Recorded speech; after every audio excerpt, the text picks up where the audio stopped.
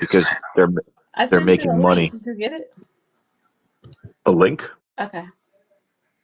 Oh, No, I was talking to him. He sounded like he was asleep. What the hell? Let's see. What is this? All right. I'm trying to set up on YouTube. Yeah, I need to get into that mindset myself because I just need to get like a little bit more organized. Can you hear me? we can hear you. Let me see something. A link? Okay. Oh. No, I was talking to him. He sounded like he was asleep. Hell? Okay, it's that.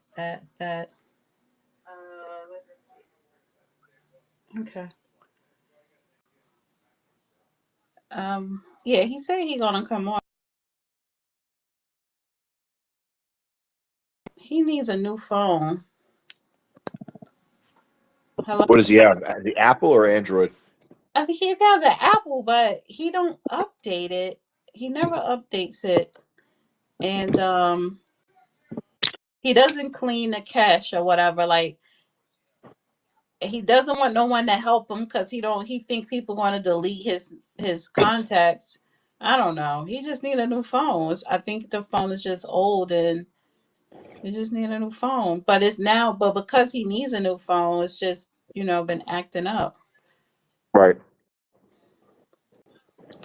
RIKI. I thought I had her number in here. Damn.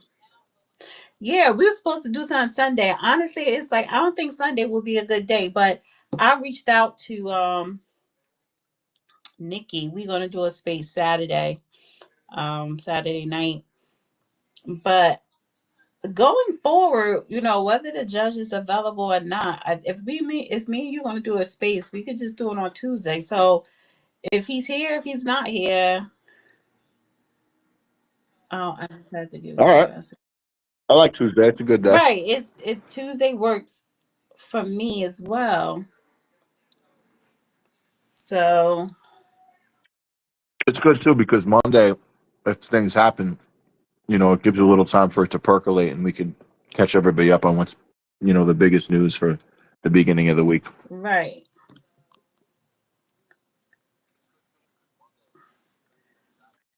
Did you see Trump just put out a press or a statement from the Oval Office on the woman who got stabbed in North I thought he Carolina? put that out yesterday. What did he say today? I thought that was today. I don't know. I just saw it right now, but it was saying that our cities have been overran with lunatics, and people are just allowed to do whatever they want on the street, and he's going to be cleaning it up like he did in D.C. Brother, he got arrested 14 times. I don't know if you disagree or agree, but I mean, how could you not agree with that? Yeah, I don't think you heard the subtext of what I was saying. I definitely agreed. If you look at some of my posts, I advocated for the death penalty with the individual getting burned at the stake. Okay, I was just asking. Like No, pork. bro, don't take offense. I was just asking, man. I'm not taking I'm offense. new I'm to just this telling you shit. what my This position is is. my third week on Spaces, so and I love it. It's dope. So, Are you coming from the Yeah. Apple stuff? talking to me? Yeah. What was that? What did they call the thing on Apple? Um, I got an Android. I could have got Apple, but I have Well, no what clue. was that thing on Apple and that used to be exclusive, and then he was letting everybody else in after a while? What was that? Oh, Clubhouse. Are you coming from Clubhouse? Nah, I was never even on Clubhouse. No, no, Oh, no.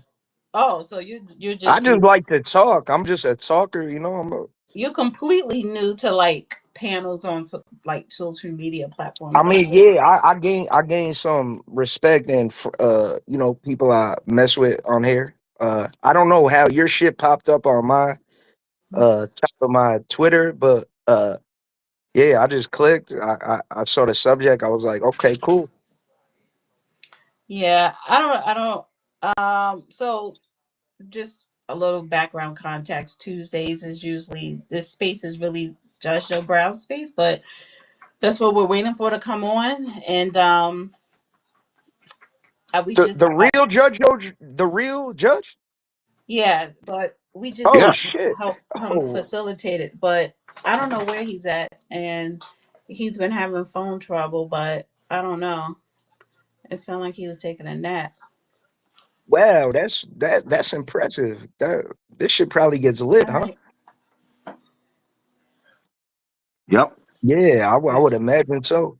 But yeah, man, that incident was you know what the scariest part is, man? Just as a society going forward is the lack of mainstream media attention. So like obviously I'm assuming everyone in here is like under 50, right?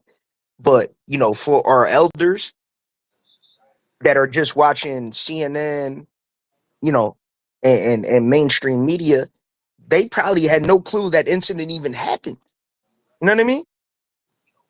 That's what scares me. Oh, the one in Charlotte.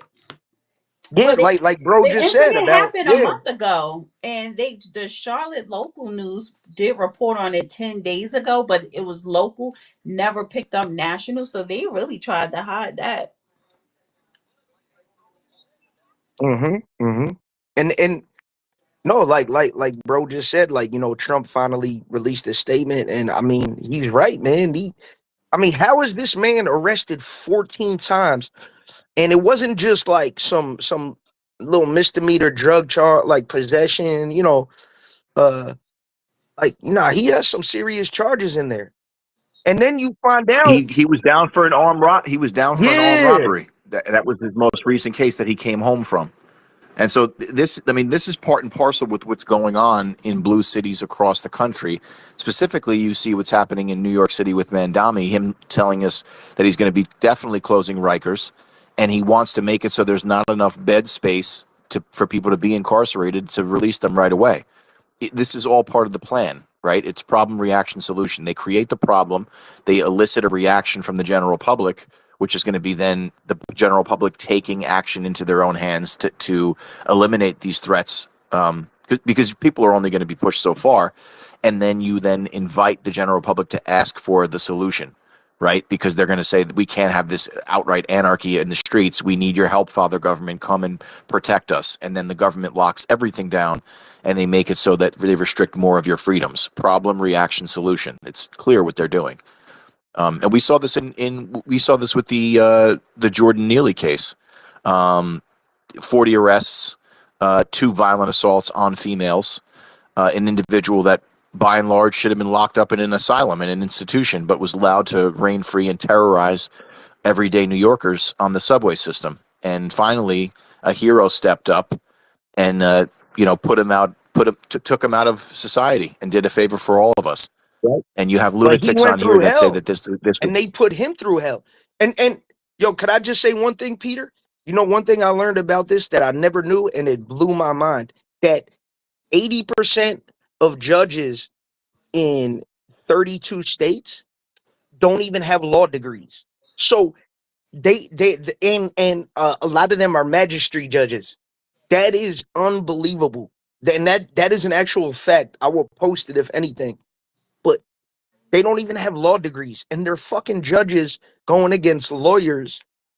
I mean, it's just like we're in the twilight zone, bro. I can't comprehend it. My mind just can't do it. I don't make So no hold on sense. for a second. I see the judge. I don't know what's judges here, judge. I Dan. Yeah. sent you co-host requests, and I also sent you. I invited you to speak. So figure it out with your phone. Figure it. Yeah, goes to your point. Judges spoke about this many times in spaces here on this space, and talked about how there's a judge who never even practiced law ever, and within 6 months they were appointed to be I think it was district court judge, which is a very, very powerful position. A federal district court judge, it has tremendous power. Okay, let me say, And I'm sure when it comes up, I'll speak to I'm that. in, right?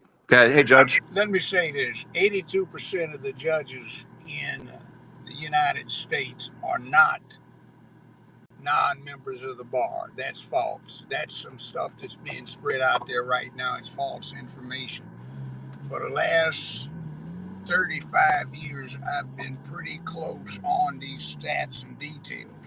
Most of the states in the United States did not require that a person be an active or even qualified or licensed attorney to be a judge. But starting in the 1950s, in the 1960s, they started ending that and they grandfathered some in.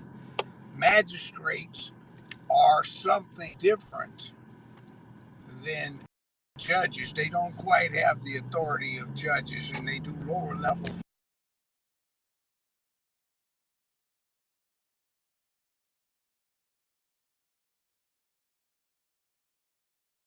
What happened? Can you? He cut out. I don't know if it was me, but yeah, I can't Yeah, hear we you, can't Judge. hear you. Yeah, you let off at majesty as lower level. That was the last sentence I heard.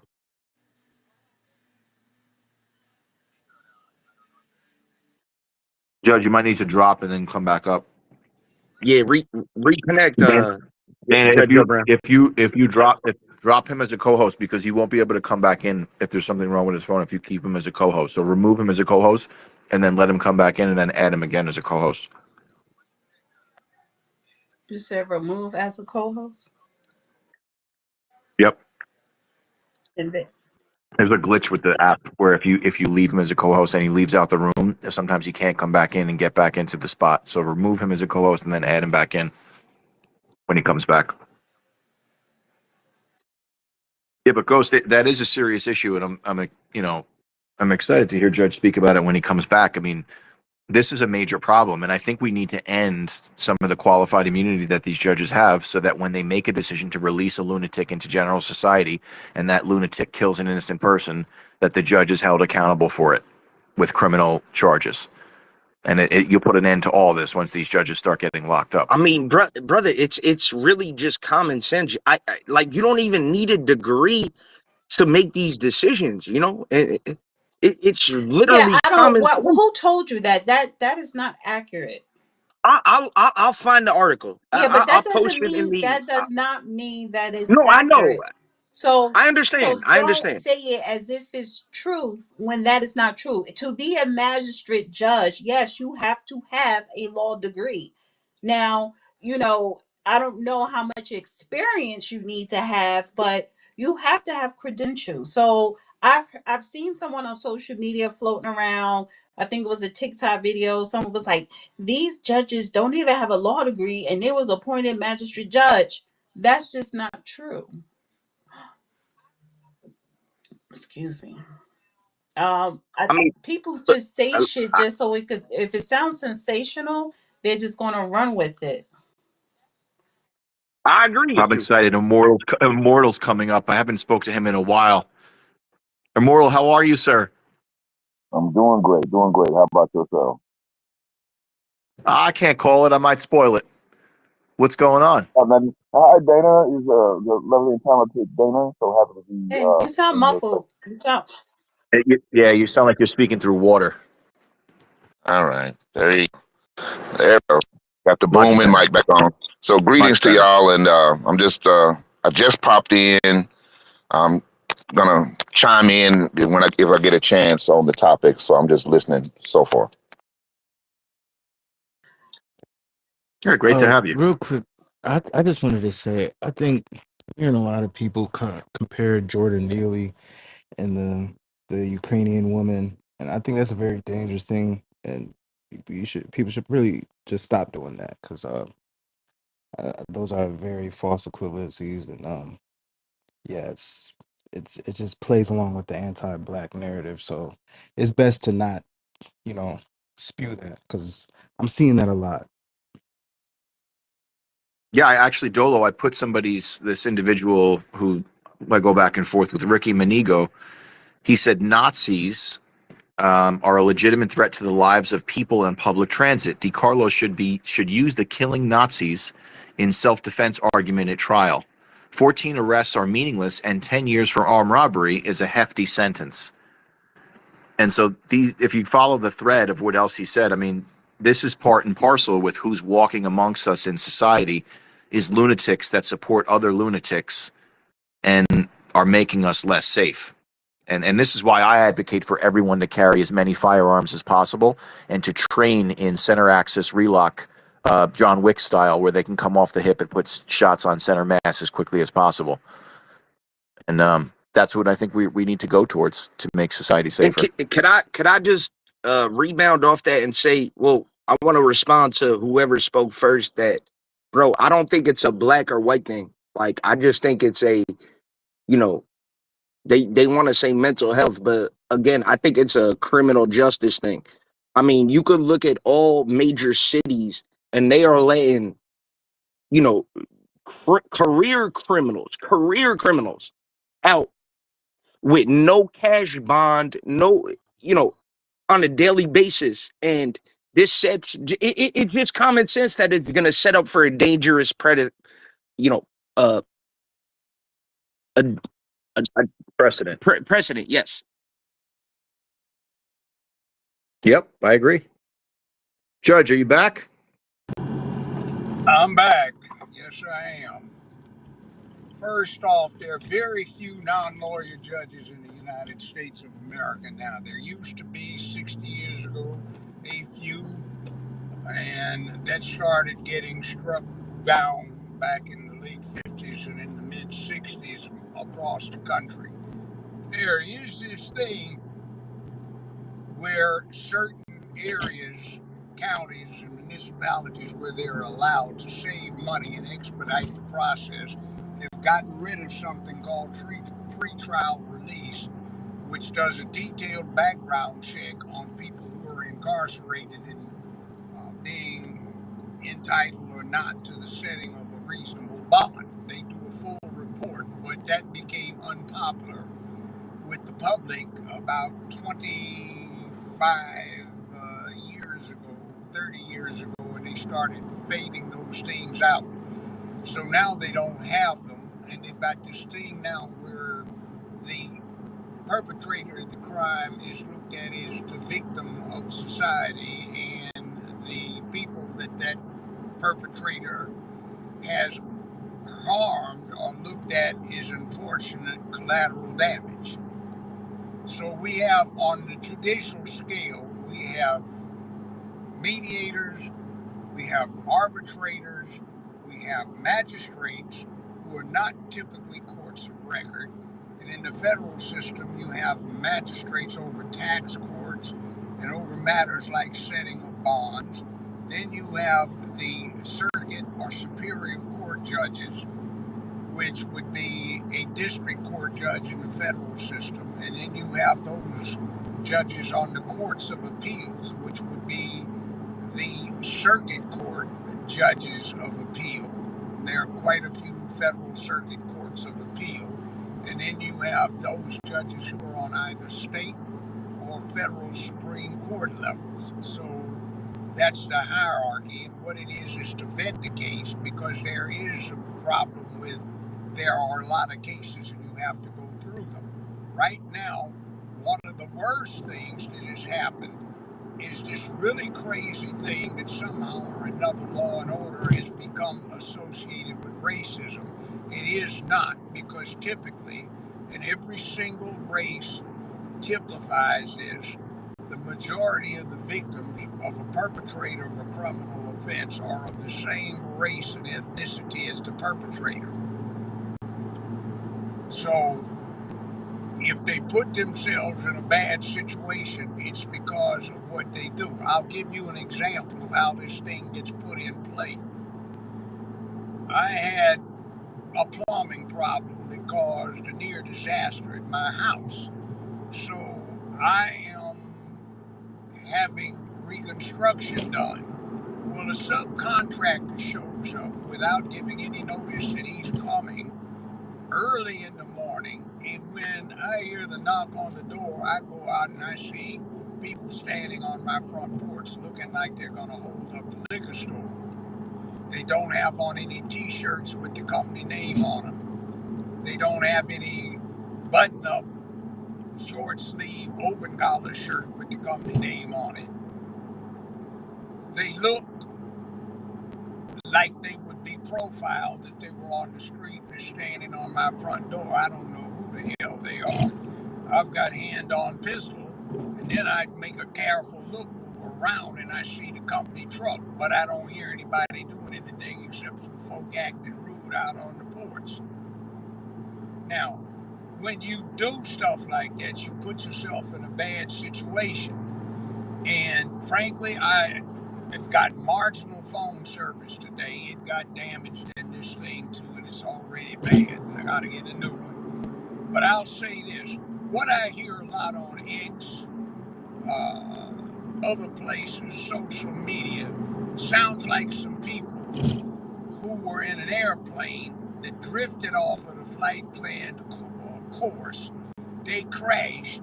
They maybe had a good pilot that kept them from getting killed, and now they're stranded on a desert island.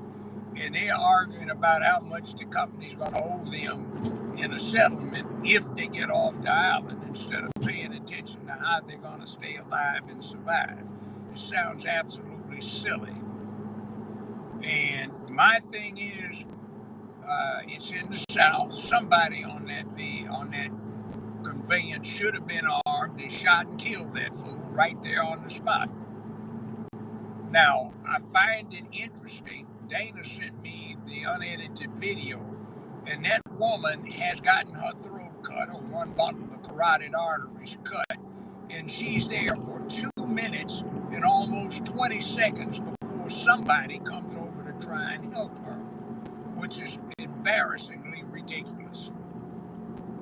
And nobody seems to be privy to what to do with first aid, which is difficult if somebody's got a bundle of carotid artery, a part of the carotid artery complex on one side of the neck severely damaged. But it is what it is. Yeah, Judge, I don't think there was any saving her, right? Once it's cut, there's No, you that's why they can't say you best save. protect your neck, That's right? the flaw in that whole thing with George Floyd. You can completely block somebody's carotid artery complex on one side. They will be severely compromised. They might lose consciousness, but they still are alive and breathing in a reduced fashion as long as you have the other complex working. So if you still have one complex and you put pressure on one side and you keep them from bleeding out and losing it because of blood loss, you can keep them alive. If you remember the scene in John Wick where, let's see, who was the character, who was the actor? He was the one Keanu that Reeves. had, no, he was the Keanu one Reeves. that had the pigeons. Lawrence Fishburne. His character, remember, thanks John Wick for cutting his neck, and he had a choice: either keeping pressure on the wound and living, or not and dying. And that's essentially it. Somebody needs to know what to do. And I'm looking at the amount of blood that is spilled onto the floor of the conveyance and the rate it is spilling. And there was a possibility if somebody knew first aid could have come in there and done something about it. But nobody did. So she died as a consequence of the wound. And the wound was essentially what this fool did is stabbed her in the side of the neck. And he did a very clumsy addition of stab and push forward. So it's Judge, bad. what do you think, if anything, what could be done or what could have been done differently in the situation other than people rendering first aid? What could we do as citizens to prevent or try to Pay, ameliorate this pay from happening to careful us? attention to a fool like that when he gets on. Watch them. There's a good reason why police profile. They're not permitted to do it in a thing right now, but citizens can, because those rules do not apply to the citizenry. And it's a good idea to profile each and every person that gets on a conveyance with you for your own well-being and for the well-being of others who are in there as members of the public that you might have a concomitant responsibility to help protect and maintain public peace, dignity, and order. Can you still hear me? We can Okay, hear you. now, We hear you, brother. the problem that we have right now is we've got an agenda that is out there that is deemed more important than public peace, dignity, and order. And the agenda from events 60 years ago, 50 years ago, 45 years ago, 70, 80, 90, 100 years ago have been associated with racism. They are not now, because the chief of police in Memphis, Tennessee was the chief of police in that city, one of the cities that's nearby to where this happened. She's a black female, and the majority of the cops in the town are black. So when you start talking about racism, let's get over it. If you come in looking like a thug, people will project that status on you. Now, I've been to a lot of the capitals and major cities around the world, and the working men look the same in damn near every location. The professionals look the same. They've got on suit or sport coat, white shirt or something close to it, and a tie, and shine shoes. Thanks to the Obama administration, the President of the United States is out of uniform. He doesn't wear a tie anymore, or at least the last one didn't.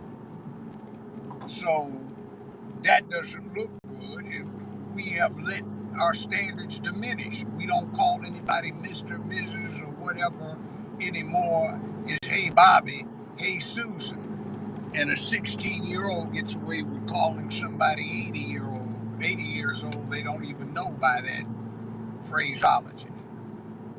It has gotten to the point where we have, in compensation for our perceived inferiority across the board, sought to prop up our own little sorry feelings by having folk go out of the way to become casual. And nobody is supposed to be recognized for achievement unless perhaps it's in some sport that doesn't make a whit worth of difference to everybody's benefit left on the planet Earth. So I'm not sure I can stay on very long, but that's my comment on what we've been looking at lately. So I'll pass the mic. Appreciate it, Judge. Yeah, I appreciate your insight, man. Let's go to Hope, and then we'll go around the room. Whoever else wants to speak. Hope, you're up.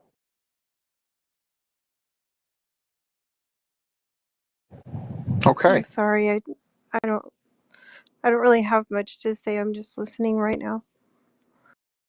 Oh, no worries.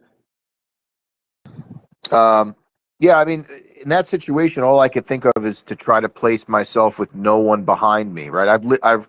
When I ride the light rail in Hoboken or going into Jersey City, I always make sure that I sit with my back towards the conductor, so nobody else could go behind me. And then, like you said, being aware of your surroundings, right? To be aware is to be alive. But I don't, if you have somebody behind you and you're scrolling mindlessly on your phone, you're setting yourself up for disaster for somebody to do something like that. And Well, scary. can I interject something? I want to interject race because you have a lot of people now. Sorry, I'm yawning. Sorry. You have a lot of people on social media. I think it was Charlie Kirk calling it a hate crime because after he stabbed her, I guess the crazy guy who is diagnosed with schizophrenia, and the judges, the jails, the medical industry, the mental health industry, they all knew this guy was diagnosed with schizophrenia. But he walks in another car saying, yeah, I stabbed that white girl, white woman, or whatever. So Charlie Kirk puts on X, it's a hate crime. No, that doesn't mean it's a hate crime, idiot. You have to prove a hate crime. He didn't stab her because she was white. He stabbed her because he was crazy and the system allowed him to roam society. It was a fail in public policies. And because she's white and because she's a pretty white girl and Ukrainian, now it's national news, even though it happened 3 weeks ago. It's national news because this is a perfect time to take this story and highlight it so it could be distracted from other things, right? And then also to throw the Democrats under the bus with their weak criminal justice policies, which is true, weak policies with no cash bails and defund the police.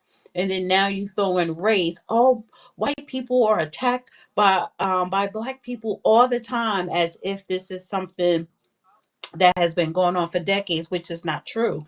However, what everyone is overlooking is the fact that failed policies, if you did not have failed policies, this could have been prevented. The same with this week, Cincinnati was um, I think they were American citizens, but 3 Ethiopian people from Ohio was shot and killed by a white person. An illegal Guatemalan, I think he was from Guatemala, killed a black girl in Maryland this past week. So you have a black guy stabbing and killing a white girl on a train, an illegal Hispanic killing a black girl, a white guy killing 3 black people who are Ethiopian descent. But all of a sudden, people like Charlie Kirk and the Benny Johnsons, all these other people are saying it's a hate crime and white people are victims. Give me a fucking break. And that pisses me off because everyone, and these are people with big platforms. That's why I'm focused on them. But you allow people to just miss the whole point. And this is an opportunity for our society, politicians, government to actually get something right or to get on a right path when we're talking about criminal justice or criminal justice reform, the lack of, and the real issue here. So 3 different incidents within 30 days from 3 different nationalities. And the reason why I'm inserting race, because my point is this is not a race thing. It's a failed in public policy and public safety. I agree with you that it's not. It's a lunatic thing. These people shouldn't be on the streets in the first place, right? And we do need a reimagining and a reassertion, I think, of broken windows theory of policing to clean up these cities. But what they're trying to do is to inject this to highlight the disparity in the media's coverage, right? I think that the reason this got the attention it has now is because the media sought to bury the lead on it, bury the story. Whereas if the roles were reversed and it was a black girl that was stabbed by a lunatic white man on that train, we would have heard about it No, from Jump we Street. wouldn't have. And let me And I just think it pause would you have. right there for 1 second. If it was a black girl that happened to, it would not make the news, number one, locally. And it damn sure would not have been national. The only reason why the black girl in Maryland is starting to make national news, it is because of social media, and it is because Trump wanting to send the troops into Maryland, is other factors to where, okay, someone is actually highlighting this, the AG of Maryland, the mayor of Maryland to get ahead of it. So let's make this national. And this is a black girl, which black people are always silent on when it comes to black death, particularly black women death. So no, it wouldn't have been an uproar, Peter, because it would not have made national news the way it is now. It has to be a white face. That's ridiculous. If I It's might, ridiculous. You're right. It is ridiculous, but it's the truth. Well, I mean, but look at the BLM. They burnt down a bunch of No, cities we're because not one talking black guy. about riots. We're talking about I know, but individual. Hold if a on, hold white on, guy hold were on, to, hold on. We're talking about individuals who are murdered. We're not talking about, a organization that is trying to push whatever agenda. We're talking about when a black girl or a black woman is murdered, which it happens a whole lot.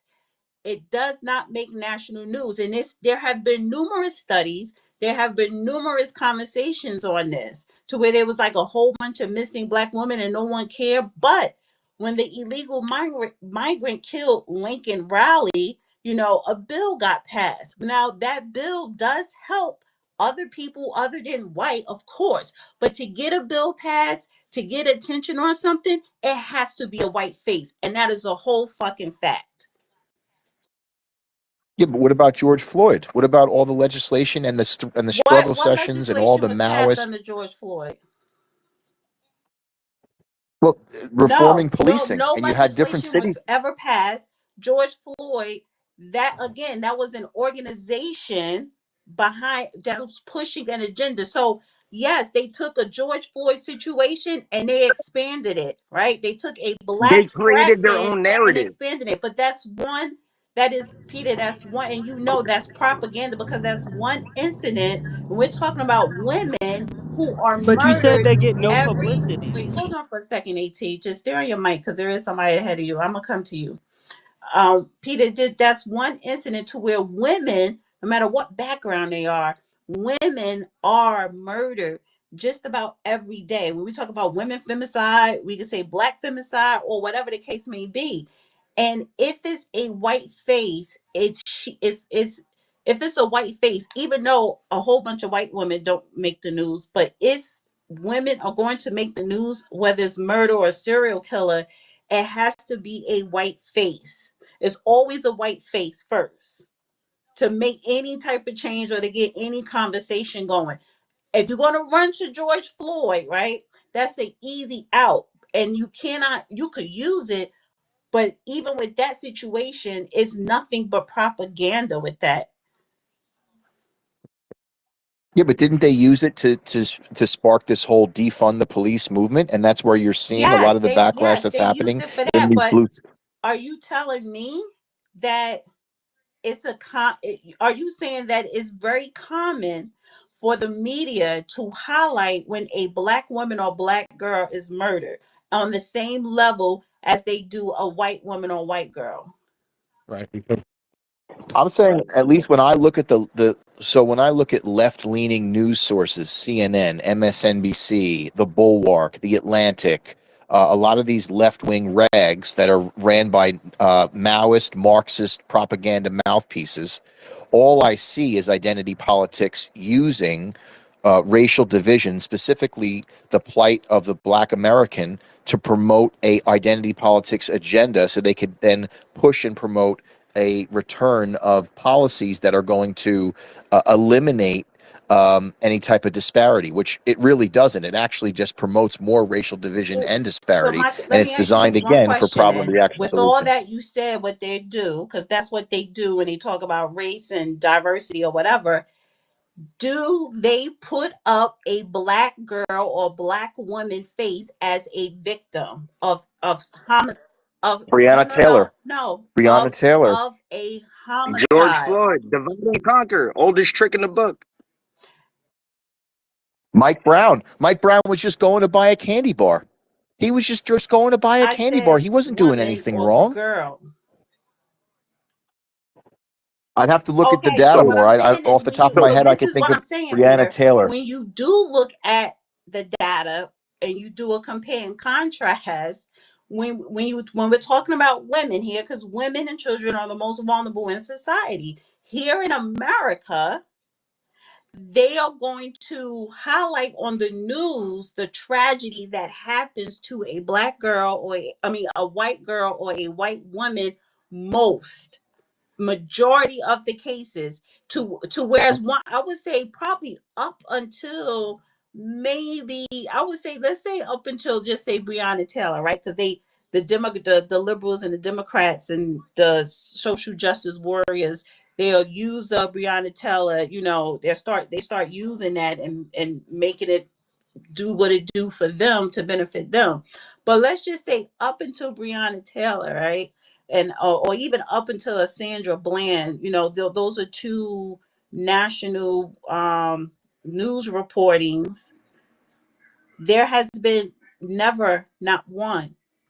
But then if you actually could, off the top of your head, if you think of a white girl, that have been murdered or whatever, that the media points as a victim, you could name at least a dozen throughout the decades up until today.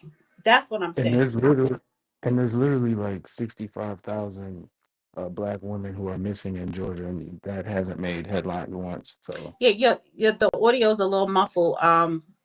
Dolo. Who? Okay, I sorry. think Hope. No, Beirut, and then Hope, and then At. Who was first? Because I think I wrote down some stuff.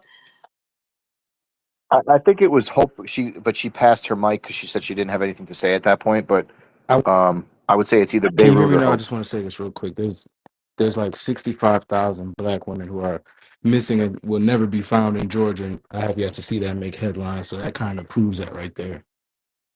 Right. If that was Wait, what does 65,000 that white prove though? girls, I'm sorry. What does that prove? it It, proves that can I so address that, Dana? wait, hold on, because I need to stick to an order.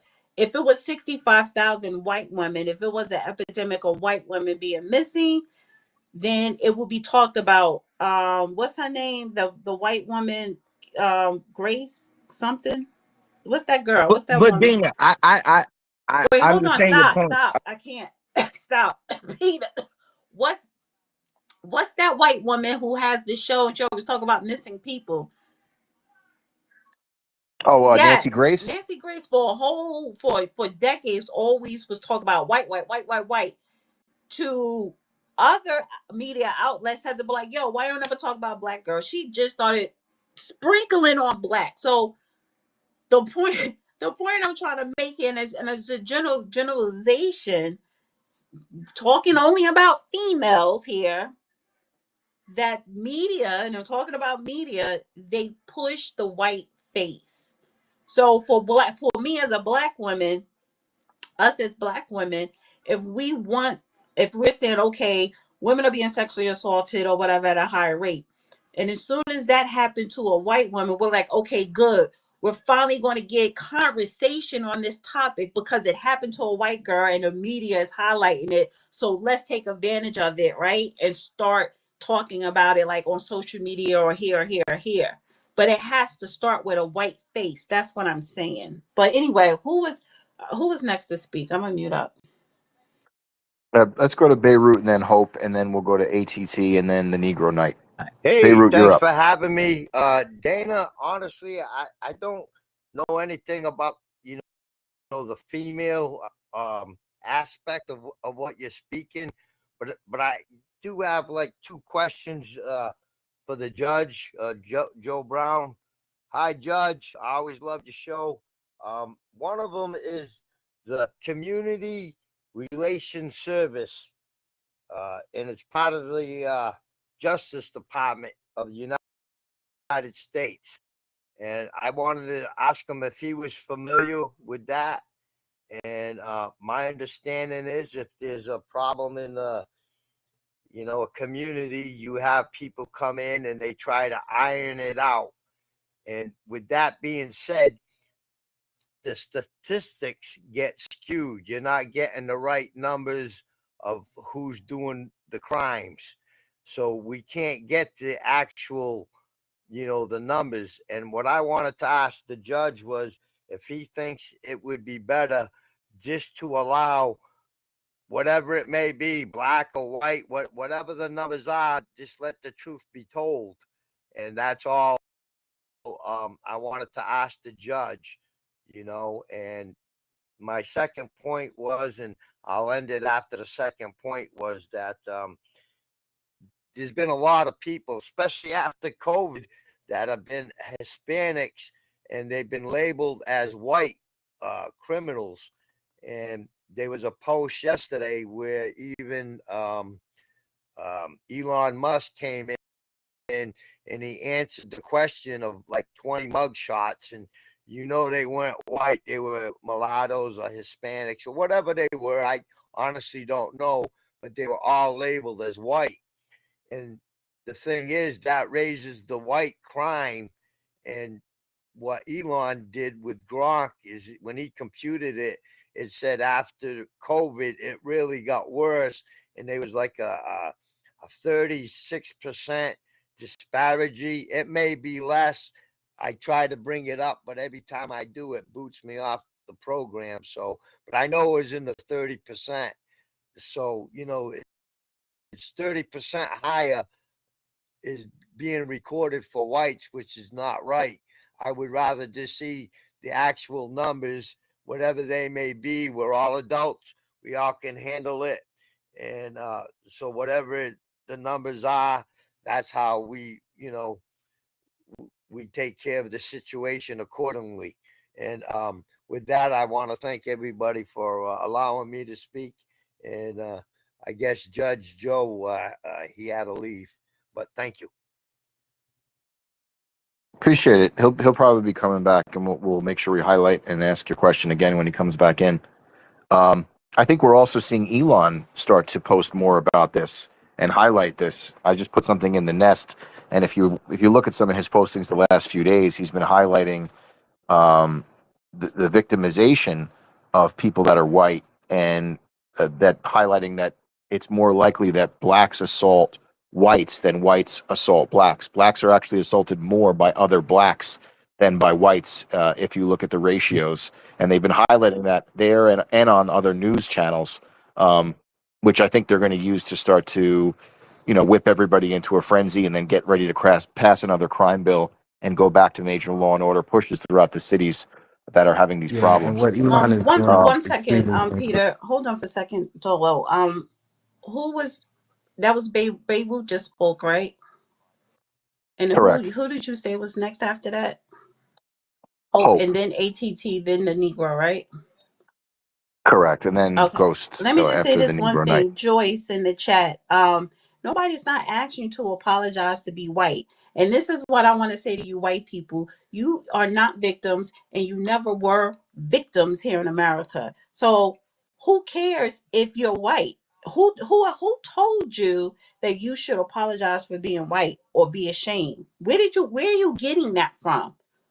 And so this is why I don't buy all the Elon Musk and the victimization. You're not victims. If you're white in America, you were never a victim. Now, you are a victim in a sense of if you are poor, white, living in a rural area and they flooded your community with fentanyl, yes, you are a victim. East Palestine with the train, derailing and the chemicals, yes, you are a victim, right? But you're getting they should be getting compensation for that. So when a tragedy happens in your community that's affecting your livelihood, yes, you are a victim, just like any other group. But just because you're white, you're not no goddamn victim here in America. So I think, yeah, Dana, I think that that people would push back by saying that you have individuals like Ibram X. Kendi and Robin DiAngelo, who wrote the book, I think it was on white fragility. And this notion, especially in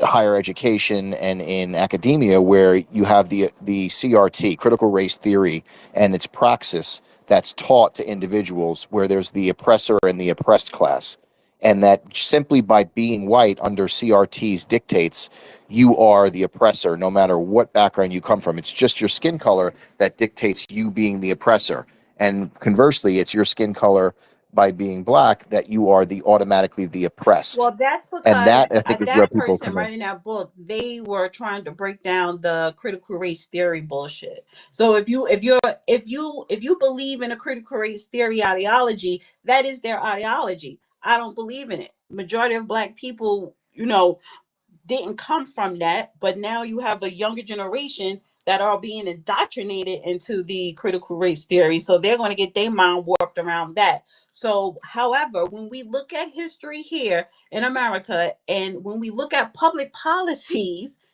and how, on a state and federal level, white people were never victims when it comes to public policies and government. It's like I Well, said, I only mean, in certain circumstances, which and I gave those two examples. But stop saying that you're white, and because you're white now in 2025 in society, you're a victim. You're not. You never were a victim. And Joyce, I never well, said I was a victim, and I don't go around saying I am some a victim. So I'm just tired of you white people talking Dana, about something you're a victim, and now you have it's a hate crime against you. Like, go sit down. So Dana, there's also the argument people would make where affirmative action was actually racist against whites, and so that is how they're Now, is saying that true? another Was that avenue. true? That affirmative action, it is. If you're hiring based on the aspect of race and race So alone, when I say was to that true, when we look at the data that came out, and that was never true. And the data that came out, which is accurate, um, white women benefited the most and continue to from DEI and affirmative action. So even though, and it was a policy that was passed because there were companies literally discriminated against a person who was black. They was being discriminated because of their race. So you have this policy, public policy passed of quote unquote affirmative action, but that wasn't just for black people. That was for all Americans, and white women benefited the most. well, we saw the case thrown out recently, affirmative action actually overturned by the Supreme Yeah, Court, and it and was honestly, Asians black who people were. in general, the majority of black people didn't give a fuck because we never really benefited from it. So the white people and the Indians, they were the ones upset because they were the beneficiaries of that said policy. Hey, when we all Well, realize yeah, we're one race and that's the human race, these subjects will get a lot simpler and they will go away. Point blank, period. Who was next? Human race. Hope is next. Oh no, sorry. It was Hope and then ATT, and then the Negro Knight, and then Harriet.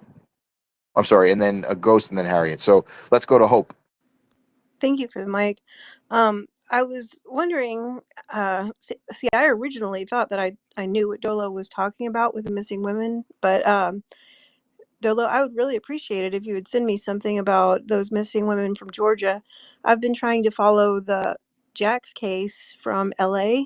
There's a lot of women. There's the the girls in LA juvenile detention facility were sexually assaulted by some of the guards, and it was a huge suit. There were like 2,300 people that were in this suit, and then they kept trying to get their information, because they're like victim one, victim two numbers, but the FBI kept pushing for the information, and it's like the women just like kept falling off of the lawsuit, and now the lawsuit is gone. So I'm wondering what happened to those women in LA, because a lot of them were black women. ABC did cover that. Something that Beirut mentioned, a lot of people that are, other ethnicities. I don't know if it's all, illegals or colors or whatever it is, but there have been a lot of people mislabeled as white. Um, but the thing that has really, I think, skewed the media is, people like Ben Crump. Ben Crump is the lawyer for he's the main lawyer for BLM. So a lot of people don't know about Sonia Massey. It'll, you'll remember the story if you've heard it, that she was in her apartment. She called the police. She's in the Chicago area, Saginaw County. She called the police because she heard some noises outside of her apartment. When the police came in, she was standing over her stove with a pot of boiling water. And I think the last thing that she said was like, Lord help me or something. But the officer just shot her. There was I remember that. absolutely, you remember, yeah, there was no reason or rhyme. Like it was ridiculous. That officer had 4 jobs in like 2 years. He'd been moved from state to state. I believe he was actually uh, dishonorably discharged from the military. And I fought like hell because I found out Ben Crump was trying to create another, like BLM thing going on in Chicago. And I was like, no, we can't have absolute chaos again. We need to hold the people responsible that are responsible. And so we were able to I mean, obviously that guy was quickly, let go for what he did. But then I wanted, and a lot of other people wanted, and we pushed and we pushed and we pushed, and we made sure that the sheriff that hired that man also was dismissed from his duties. But in my opinion, there should have been more charges brought about. I think it was fantastic that um, Sonia Massey's parents did not accept the offer from Ben Crump to try to sue and, make a big, riot and everything over it. They didn't want that for their daughter. But ABC did cover that kind of stuff. And, I still think about her a lot. But yeah, the media has definitely made things, and even the deep state. I mean, calling people white and they're not white, ultimately it doesn't matter. Like, we're the human race, and we need to learn to stick together and stick up for each other. I also have a friend on X named Orin, Orrin. He documents the deaths by illegals that will never be shown on MSM.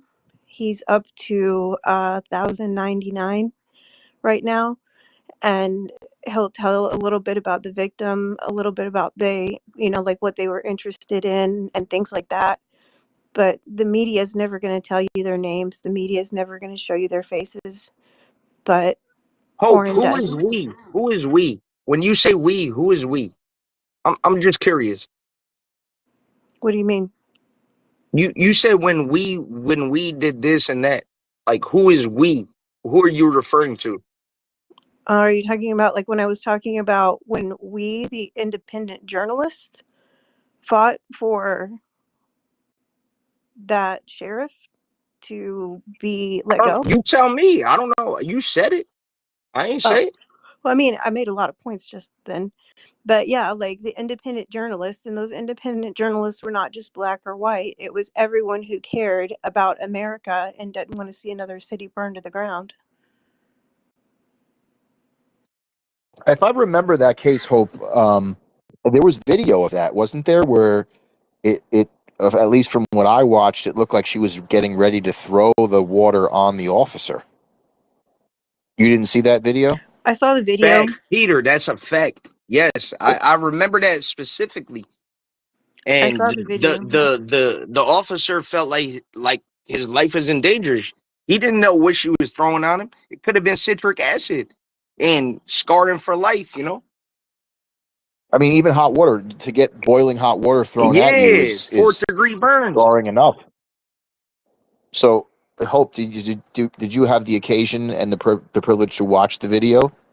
I watched the video. I did not feel that way about, the officer being in danger. I can see how, because he works in Chicago where there is a high crime rate, like a lot of these officers And do now we're have taking it. PTSD, and he could have felt a little hyper vigilant. He could have felt more afraid for his life, but the Do you fact live that in Chicago? he's Do you live in Chicago?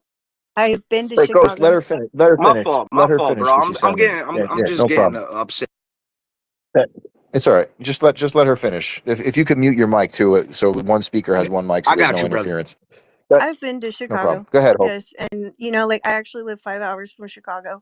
When it comes to salespeople from Chicago, I'm going to tell you those are some hustling people. But yeah, the crime rate is definitely very high, and it's very sad that the defund the police movement made it so difficult that an officer who has PTSD, he's getting moved around, or if he has PTSD. I know a lot of them do, but I do feel like that could have been a hypervigilant case where maybe he was afraid that maybe he didn't necessarily need to be afraid.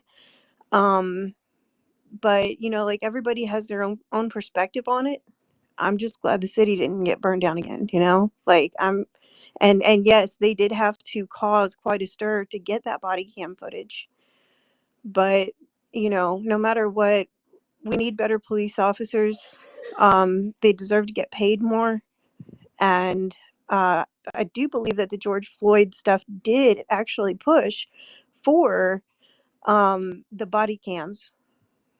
Because of that situation, I do believe that the result of that was more police officers having body cam footage. No, that was the body cams came under Obama.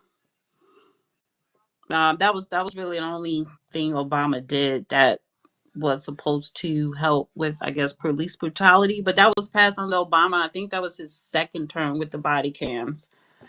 George Floyd, the only thing George Floyd, what was George Floyd, that whole thing was supposed to do? The George Floyd bill was never passed. Uh, Yeah, it was called the George Ford Policing Something Act, like right? that, but it was never passed. However, that was on a federal level, but what was passed on a local level in what state is that? Is that Minnesota? Um, Nothing, because now when you look back, that whole city is chaos. So it was no public policies, nothing. It was nothing. It was a whole bunch. It was a money grab for a BLM organization and a distraction because we were still during that COVID lockdown, even though people were out marching, and it was a distraction because of the election. Because Trump lost that election, right? Quote unquote lost to Biden. So that was all part of the Democrat liberals play to distract people. And so maybe what I'm starting to see from the Republicans, they're taking several pages from the Democrats playbook and using it against the Democrats now when we talk about the redistricting in Texas and in other places. And then with this incident in Charlotte, yes, they're going to use this not only to push away the Epstein conversation, but to also, bring in some public policies and laws, and to make sure that for the midterms, whoever's running in North Carolina, which is a battleground state, and other states get elected into Congress. Yeah, Dana, I was just reading about the George Floyd Act. It looks like it stalled and died because of Tim Scott, which he's from South Carolina, right? Um, and it says the Tim Scott proposal was considered too narrow by Democrats and civil rights groups as it avoided restricting qualified immunity and did not impose federal bans on chokeholds and or no-knock warrants. And it was reintroduced again in 2024 by Representative Sheila Jackson Lee of Texas, maintaining its core objectives. It continues to have support of Biden, and as of September 10th, the act has not been enacted into law, so it's not law right now. All right, Hope, did you have any final thoughts before we move on to the next speaker, or did you land? No, I was just gonna say, like, if anybody ever finds anything about the Jack's case in LA, I'd be interested to find out whatever happens with that story because it just sort of disappeared. But I just believe that we're all one race and one humanity, and there's good and bad in everyone. And I'm very heartbroken to see that our country is so divided. Yeah, I Appreciate agree it. with you, Hope. And I'm gonna say this before we get just real quick. I think for me, I'm so disappointed in I was saying in the human race, particularly in American citizens, because honestly, it's too many dumb people here in America. Yeah, I could sit up here and create a narrative that I know that a whole lot of people will follow, and it could be completely bullshit. But I could sell. They used to say you could sell a nigga shit on a stick. But I'm going to take that you could sell white, black, all Americans shit on a stick, and they will pay for it. You could sell the average American. I don't care what gender, what race, sexual. It don't matter. Americans are fucking dumb because y'all believe every goddamn thing, and you think that I don't believe it is, and then you think everything is a fucking conspiracy because some popular YouTuber or content creator, that have a large following said so, when they're just feeding you bullshit, and nobody is not just using logic. You can have your own opinions. I'm not talking about your opinions, but just common sense is no longer in existence. I'm sorry, I'm kind of being a pessimist tonight, but whatever, it's the truth. But go ahead. Well, that's what we're here for. Strong opinions All and facts, all factual facts, entertainment. factual That's right. evidence. Yeah. All right, let's go to, I think was it Harriet next, and then the Negro Knight? Oh, good evening, Dana and Peter. Good I gotta get used to evening. you, Sway, me being Harriet. What happened to Judge? I He's don't not know. here. Honestly, Oh. he claimed His he phone had is acting up. he claimed he had phone difficulties, which he do sometimes, but it sounded like he was in a car, so he took his ass out. So yeah, he went out. Okay, because I just want to clarify something about the affirmative action. Affirmative action was to right the wrongs of Jim Crow, which Black Americans fought for over 10 years. I want you all to understand that. Affirmative action was to right the wrongs of Jim Crow. And the Black codes, specific laws made against Black Americans from prospering, right? Jobs, how you walked, how you acted, and also funneling the monies to our neighborhoods, even though we were paying taxes, was not coming back to our areas. So that's where the integration came in, but it wasn't to actually integrate with white America. However, that's how they spun it, and that's where we are today.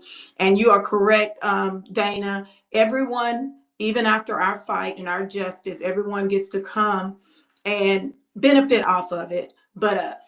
So from white women to gay, lesbians, LGBTQ now, to the immigrants from Chinese, Asians, whomever, to now even the melanated from the Caribbean and Africa.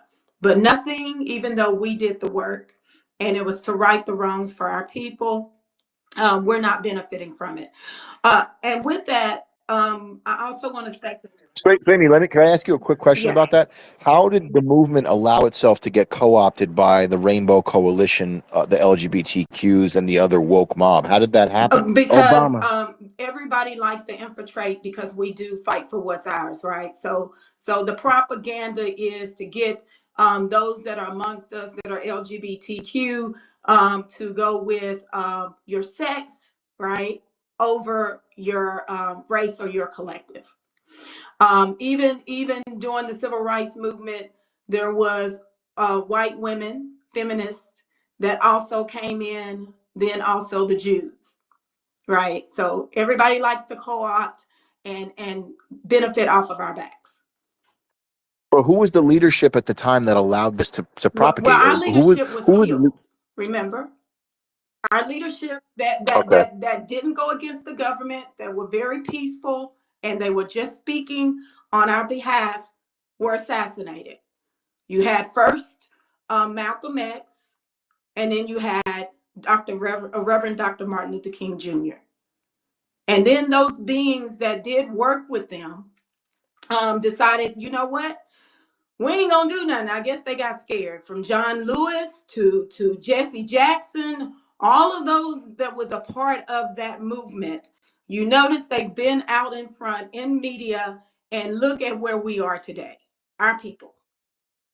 So the real warriors were taken out, and then the others succumbed to I guess whatever the government decided, that you know what, we don't want y'all to get anything. So they've been leading us for the last 60 years down, down, down.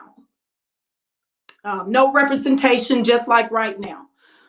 You have the illegal immigrants flooding our neighborhoods and communities and receiving resources we're not even receiving. And no Black leader, as Mark King Carter says, leadership is speaking. The Congressional Black Caucus is right there in DC with the president. You don't hear anything. So the grassroots is doing the work, and we're speaking up and speaking out. So you're going to hear more and more of us doing more things. And then as you all want something peaceful, this we already did the peaceful stuff, right? And look where we are. Swamy, do you see that the DNC as and the leaders and the leaders of the Black community currently, they gravitate towards the DNC because they're really just a professional grifter class, They're and they're professional. using it just They're all corrupted. We know they work with AIPAC. We know they're getting money. You can look at Jasmine Crockett. She goes in and she's worth what? Not even 175,000. She's worth 10 million now, right? So wow. yeah, you can see that the Black leadership is paid off, gatekeeping grifters, corrupt? How are you speaking on behalf of illegal aliens when you have immigration laws? They're race hustlers. You know what? That's what. They are race So I mean, hustlers. what I like about Mark, what he's doing is he talks a lot about putting felons at the head of the network, individuals who've paid their debts to society, who've realized the error of their ways, and are looking to turn around the community. I could think of no one better to put at the helm than those who know the ways of the Well, grifter. some of them And basically, are also political activists that were jailed because they were attempting to do things for the community. So when they, yeah, Larry Hoover, and look what Pritzker is doing and will not exonerate him after the president pardoned him, right? But Pritzker won't do it. So yeah, yeah, go ahead. I don't understand the pushback, Sway Me, from the from a lot of blacks when it comes to President Trump. I mean, he's the one who passed the First Step Act, which helped to bring, I think, and ameliorate a lot of the issues that people who were incarcerated and black have suffered under. So I just don't understand it. I don't get why you see these people coming out against the president when he's really just trying to clean up the communities that and the victims of these communities are black people mostly that live in these communities. They're the ones that are suffering under the yoke of these Democrats and what they've brought to bear on the entire community. I don't get it. It's a part of the The DNC black machine. community is waking up. Yeah, but it's a part of the indoctrination and the gatekeeping of the black leadership in the in our community, right? You see Brandon Johnson, you see it playing out in Chicago. This man is talking crazy, talking about slavery. What slavery got to do with what's going on in the federal government for crime prevention? And you can't account for it. And then all the nonprofits, none of them are speaking up or coming forward with whatever going on because they're all corrupt. So but I also want to, I'll get off the mic, but I also want to say that race is not real. It is a social construct that was in America. We know it was constructed to harm the free. Divide and conquer. Yes, it's to harm the freedmen and injure the freedmen. So when you all speak about whites, and I'm glad you all are noticing, because we've been delineating. We're talking about delineating because we got people coming right now speaking as if they're us in our identity and claiming they're us. And I'm going to keep speaking her name, Joanne Reed, number one. You can also talk about Roly Poly Martin. None of these people are Black American, and therefore we don't, at this point in time, we're letting everybody know they don't speak for us. They do not.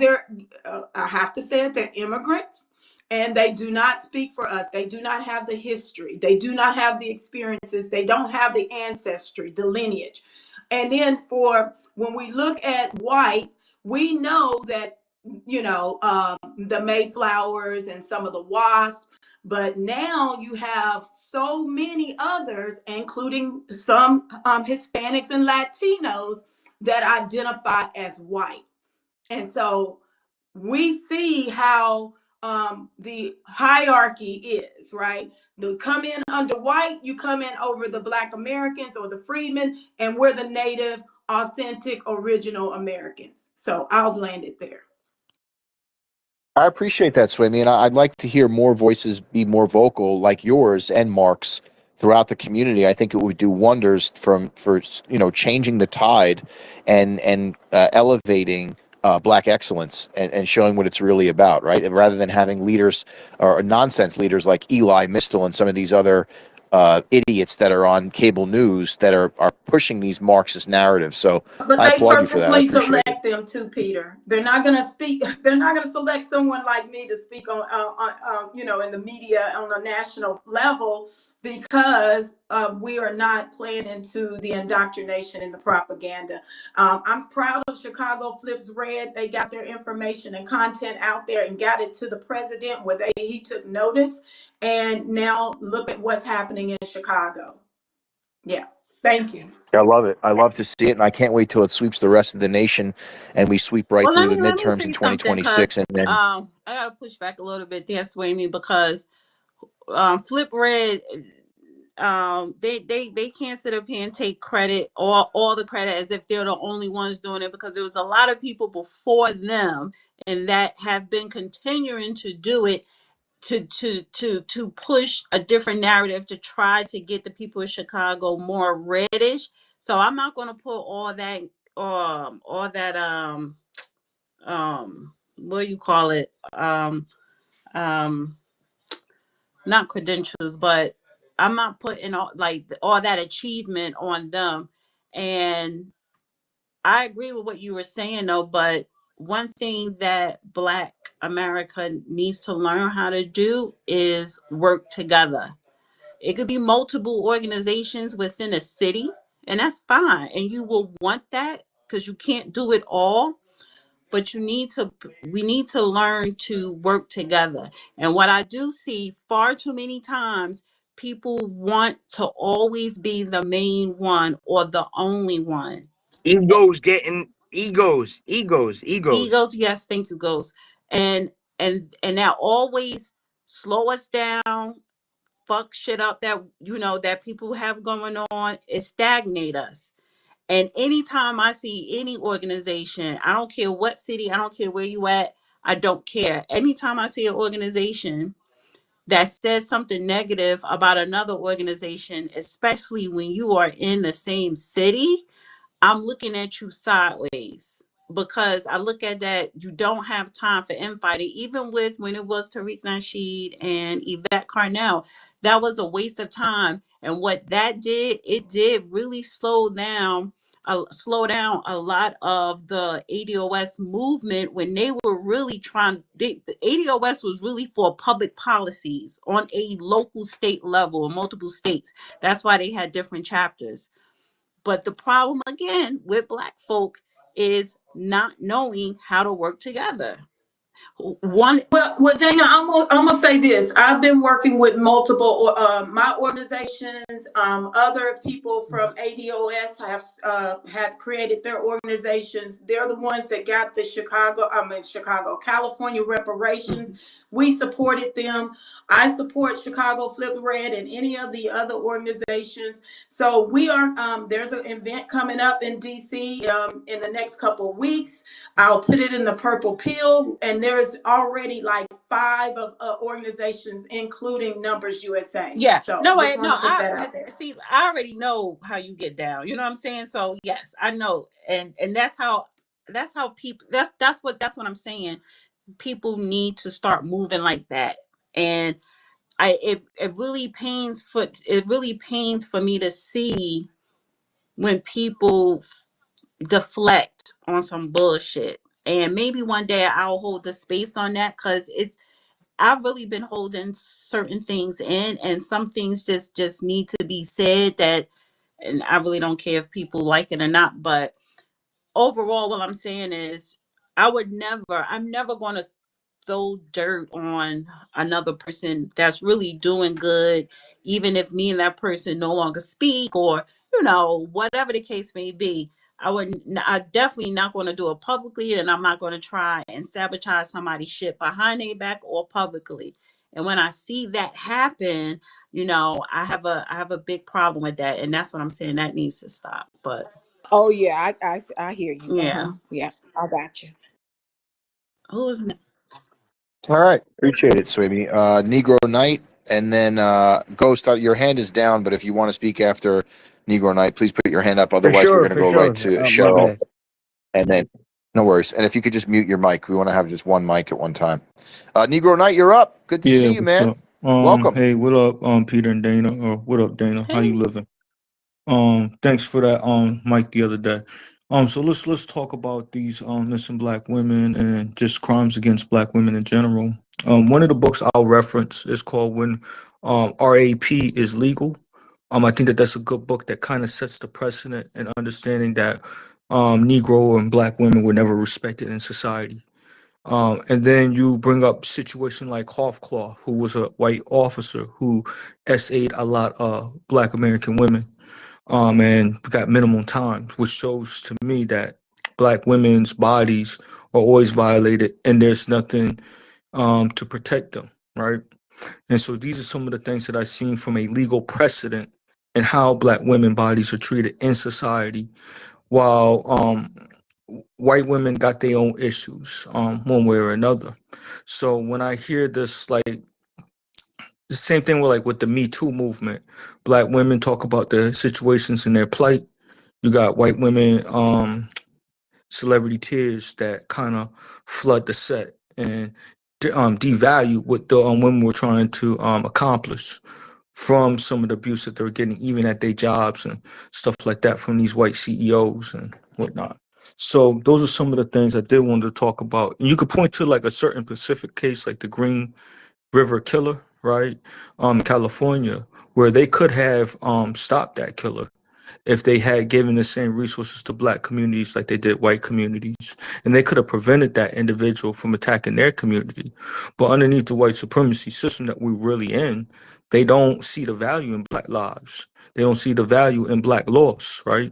And inadvertently, they get attacked because they don't see that type of situation. So they could have prevented that murderer from attacking them if they were more advantageous and more invested in black cases when it comes to missing women, black women who were attacked and sexually assaulted and stuff. There's even statistics saying that when black women report these things, they're not even believed, right? They're not even they don't want to listen to a black woman's word, but they'll listen to a white woman who lies, such as like when you see Jonathan Majors, where this brother's running across the block away from this heifer. So these are some of the things that I see that goes on in society where there's a double standard in how they treat black women. I'll go one step further. This is the reason why they have the Ebony Alert bill, right? Because of the abundance of missing black women that's going on in society. And it gets severely underfunded, right? It gets underfunded.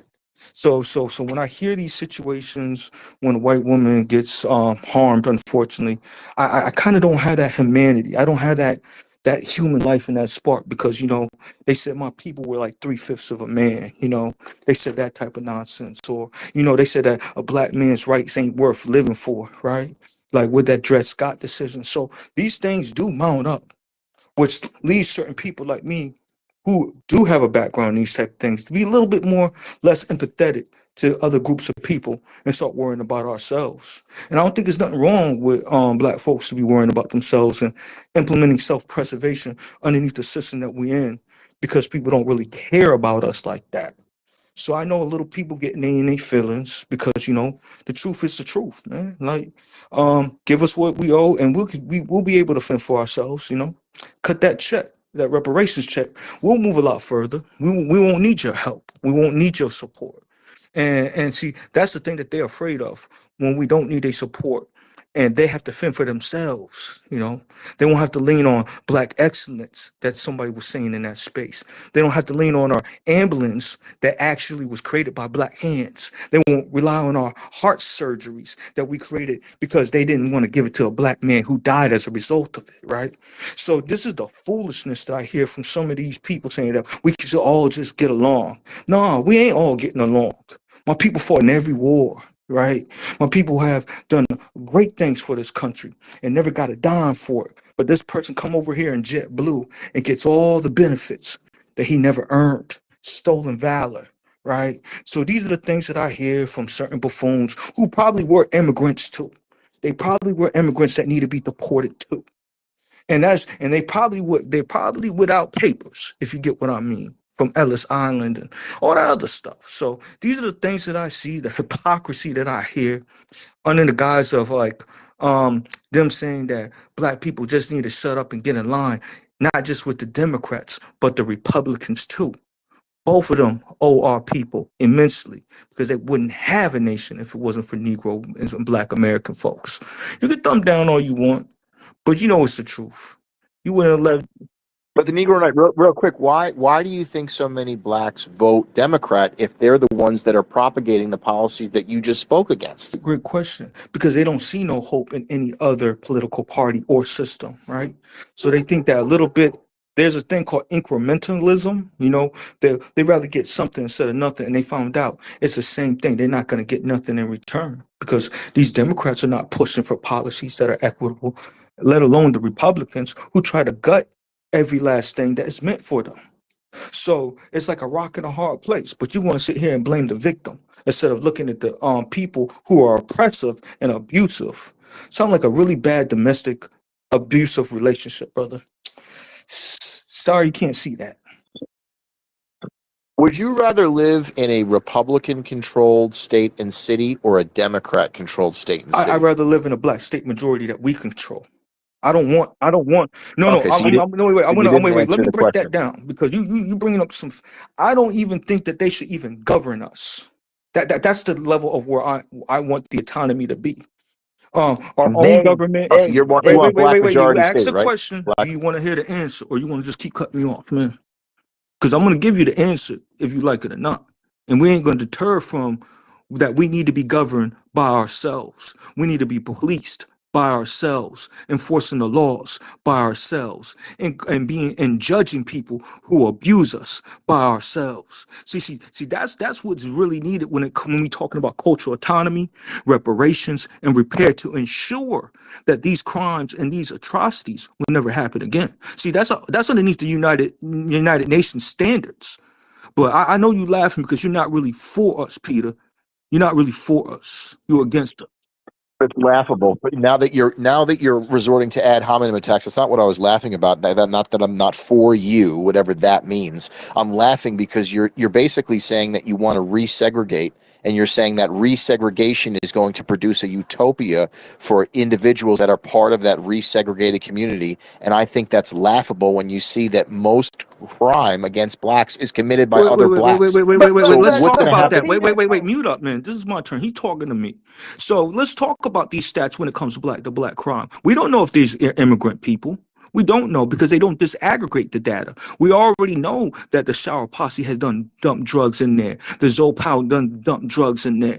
These other melanated haters have killed and murdered our loved ones, had snatched and human trafficked our women. But you want to laugh at that, homie, and talk about this black on black crime nonsense when you don't have a criminal justice background in that. See, this is why I'm kind of weary of some of these people who don't have a background in these talking points, but really speak on our plight as if they're one of us, and you're not. I wish Judge was here, man. I really wish Judge was Why? here. Yeah, go ahead and run for your shill. Go ahead Because and run for your shill, brother. because Go ahead and run. Go ahead and run for the cover. reason that you're saying I can't speak on it is you're saying I don't have the pedigree. No, it's When not the somebody with pedigree. the It's not the pedigree would put pedigree. you on I your say you place, might not and then have I'd the like to see what you education say. to speak on it, but I do. I actually Yeah. have the credentials. Okay. I actually got the What credentials. education do you have on it Brother, that you can I got speak a on it? master. Go look on my Peter, Tell page. me. the Negro, may I say something? Because you all know I have my petition out No. there This is my to turn. I didn't interrupt I, anybody, but it's okay, well, amazing how people Peter, all hop Peter, off the I mic. want to ask. It's amazing how people The hop all off Negro their continue. mics on a Negro turn where the Negro patiently wait. You hear all the buffoonery that people be saying on these mics. I patiently waited. I didn't interrupt. So, let's talk about these education, brother. I got a master's, homie. Yeah, come on now. You could have bought my book too, but you didn't. So I know you don't support black businesses either. So it's all good. Hilarious. I don't support black business because I didn't buy your book. Okay. Continue. You have the No, floor. Peter don't support black businesses because he Promote never your even book, brother. donated to my platform, and he Now got money. yeah, Peter. I see you, brother. You got money. Promote that. Promote your book. What Oh, do you and see mean? how We it's didn't. funny, Peter. Did Wait, the hold on. black people? Hold on for a second. Hold on for a second, guys. It's funny, Peter, how your ass stayed muted when I said that. Anytime when it has to do with money, you go radio silent. Just like reparations, Dana. Just like reparations. He's silent on that. I had a problem with my phone. Yeah, I bet you Anyway. did. Anyway, getting back to the issue at hand, I have a degree in political science from Rutgers. So you have a From master's. University of New Haven, So investigations, brother. So I'm talking right within my field of criminality. I'm very versed in that subject matter. You can see my degree on my page. My degree's on my page. So how is your degree germane to what we're talking about black on black crime? Great And question. you're saying that the delineation is hold on. Question You're saying the delineate. I just want to restate. I just want to restate what you said so I'm clear on it because I'm getting a little hazy. You're saying There's some that drugs back in the delineation is day. important here because it's actually not. It probably is. You're right. I was diagnosed mildly retarded as a small child, but that's neither here nor there. Um, so you're saying the delineation is instrumental for this because it's skewing the figures, whereby the black on black crime is really not freedmen on freedmen crime. It's immigrant and tethers Yeah, on it black could crime, it could be freedmen crime. Is that what you're because saying? we don't even know because the government doesn't even collect that data. First of all, second of all, we got to talk about these immigrant groups. Every time they come into our neighborhood, they introduce new criminality. It could be the white ones, it could be the melanated ones, it could be the Latino ones, you name it. They bring all different types of criminality in our community, who has resulted in the death of our loved ones. And for you not to see that, and this is what happens where my degree will trump your political science degree because you're more about the political science. I'm talking specifically about the criminality in which these groups bring to my community.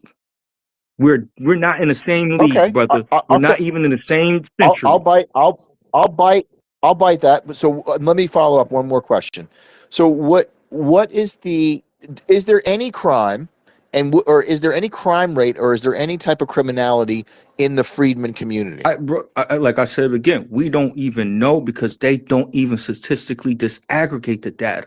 They out here dumping these crazy Latino people and all different types of people with their criminality when it comes to money laundering, sex trafficking, all types of crazy stuff that they trying to pin the black man and the black family with. But you don't want to see that. You don't want to see us as a victim in a system that we of a oppressive system that we're in. You don't want to see that. I'm not about. Oh, I'm not overseeing it. I'm saying I'm willing to look at the data and parse it. I think that we need. I think that's a great project, and that would be something that would really get you mainstream attention. Is actually delineating and parsing the Well, data to show the real well, stats that you're okay. So talking my about. book, Delineationology, talks about that, about the melanin misrepresentation that people out here saying that they black and white, and they don't even have the lineage to go back to even discuss that. You got your Nikki Haley, the white woman. She's an alleged white woman, but she's an Indian woman downplaying the Civil War. Nobody ain't talking about her fanning hatred. Nobody ain't saying that she ain't a domestic terrorist, you know. So these are the things that I'm talking. You got Barack Obama who's saying he black, and we know that his lineage don't go back nowhere either.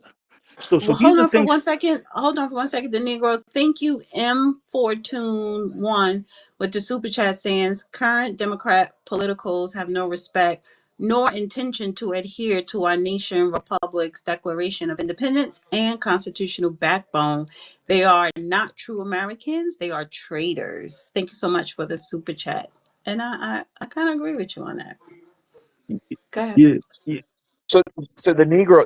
Oh, So, who's so who's next after what the is Negro, real needed? quick? I just want to make sure that We had Ghost next, then Sherelle, then Indy, then Hope, and then did Caesar. El Hotep go? So No, then his hand isn't up. But well, his hand okay, never up. He would have to go after Indy then, or before Indy. And Caesar came up, and then we could swing back to Hope because Hope spoke. So I want to get to people who didn't speak. okay. I I just just want to didn't ask the write it down. Negro That's why I'm tonight one asking you, more. Peter. So yeah. Yeah, I want to ask him one more question. So would one go to be able to actually get the real data on freedmen and the legitimate crime rate among freedmen, It's so that Negro, there's it's not the Negroes and Black amalgamation? American on this side. I don't subscribe to no Freedman talk, man. Like Okay, or I would Negroes say then. Black Negroes and American because Black I know that Americans. some of y'all, yeah, I know how my people rock. We can stick to Black American for the conversation, and we mean the people from Okay. chattel slavery, not no other immigrant group, so they can stop wedging it. I don't think we can gather it because FBI is based when they dump their statistics, right? It's based on what the police departments. It's based on what they feel like giving, right? It's based on what they want to share. So that's the first thing. So there needs to be from my perspective, there need to be disaggregation. Then I would prefer that we have our own agents, own people from our community to collect the data, not the dominant society. No different from like the Native Americans when they do like a population test or something like that. That's their own people doing a head count on their own reservations, right? That's kind of the level of how I would want to operate something like that, to disaggregate, to make sure that the numbers are strictly coming from us, that is represented by us and collected by us, so that these numbers won't be Okay, fudged. So that's kind of the it makes perspective of sense. how I would go about collecting and gathering that type of information from a database perspective. See, again, political science won't And we cover that, but my criminal justice degree would. and we and we know that we could do that based upon DNA collection when felonies are committed, right? Because if you could trace back the lineage with the DNA, you'd get the actual true number. So would you support DNA collection They already for they more already crimes? do You're saying, DNA collection, and the answer would be no. No, no, no, no. would you My answer submit would be no, expanding it? because the government has been known since the O.J. Simpson trial. They have planted DNA. They have abused DNA privileges. I think that it should be how I would go about doing it. Like I said, somebody from my community, like they have to pay that individual to collect that information, and we work it from there. I don't think we need to give up But what any sources would intellectual. that individual rely upon? What sources would what sources would a black American that's collecting the data rely upon to prove the veracity of what they're saying, Great that the question. information is Great actually true? question. So Where, they need to actually yeah. do what I would consider surveys, right? So when they look at they might have to even go through each police report, or even ask the police the reports to revise how they do their forms to collect that information. They'll even ask the person, like sometimes on some of these police reports, they might have the language, they might have their names. These are some of the indicators that will let me know that this person may be possibly a foreigner, based off of their last name, based off of different based if they speak another language, even on even what they identify, even racially, are they clicking other and identifying themselves, etc. Like, so these are the different factors that needs to be kind of reconfigured by the police department, and it has to be almost federally mandated across the board. Like, this is a standard, no matter from state to state, for how this should be operated. So that would be like some of the strategies that I would like to see implemented when it comes to collecting police data and interactions. And also, I want to see the flip side. How many people are dying from my lineage that they're killing as a result for that? So we can actually have more of a quantitative number. Who's committing these crimes? Because is it an immigrant that's using this underneath the color code of law and abusing their vested powers? Like, those are because you see that happen in California with a lot of these Latinos attacking black folks, and they driving them out the state. So these are the different things that I'll be looking at, and that could be quantified and could be done. So like that's how it should be done. But they don't care about black folks like that though. Okay. I think that's interesting, and I think you might have something there. I think you could potentially run with that and be a thought leader in the space regarding it, and potentially make a nice piece of change for yourself. Good luck with it. Let's go to Ghost. Hey, I mean, my train of thought is all off tracks. Wait, You didn't know, Ghost speak already? Ghost been speaking since the No, beginning, honey. my all bad. right. I just want Okay. to Well, if mix he it has, up a little That's bit. Ghost. that I want to white I want to get to privilege, the new yo. That's speakers, that and white then we'll man swing privilege. back I to the first one. Dana, I just had a short All right. piece, and I'm gonna let it run. All right, go ahead. Um, I'm a piggyback off what Hope said. Again, it's divide and conquer. Like if y'all know the art of war, divide and conquer is the oldest trick in the book, right? And right now, our government has us divided, and they're conquering what they want to do. The elitists, they're doing what they want to do. Because we are divided. Imagine if we join forces. Imagine if what whoever just spoke, we had the same mentality, Yeah, the Negroes, how whoever. powerful we could be, you know, and I'll leave it short as that. Like, but just imagine how strong we could be. And we're not fighting against each other. They want you to make you believe that Who we're is really they? Who fighting is they, against. man? Who is they? Who is they? I'm talking about the government. I'm talking about the elitist behind the government, behind the Whoa, whoa, curtain it was the that we government that don't see. protect us. It was the government, the federal government that looked out for Negroes when we got liberated. So you telling me to get rid of But protections? weren't you just talking on the government? Weren't you just talking shit about the government? Hey, bro, I said that we should have our own. That ain't me talking shit. I'm saying we should have our own, no different from Okay, the Native so Americans. So you're we can't, you essentially saying that saying Negroes can't have their own? no, you're essentially saying that the government right now isn't working. But we still need a If government. you want to change it that much, that's what you're essentially saying. Correct? No, he's saying he wants to segregate and have a black majority state where it's everybody in the government is black.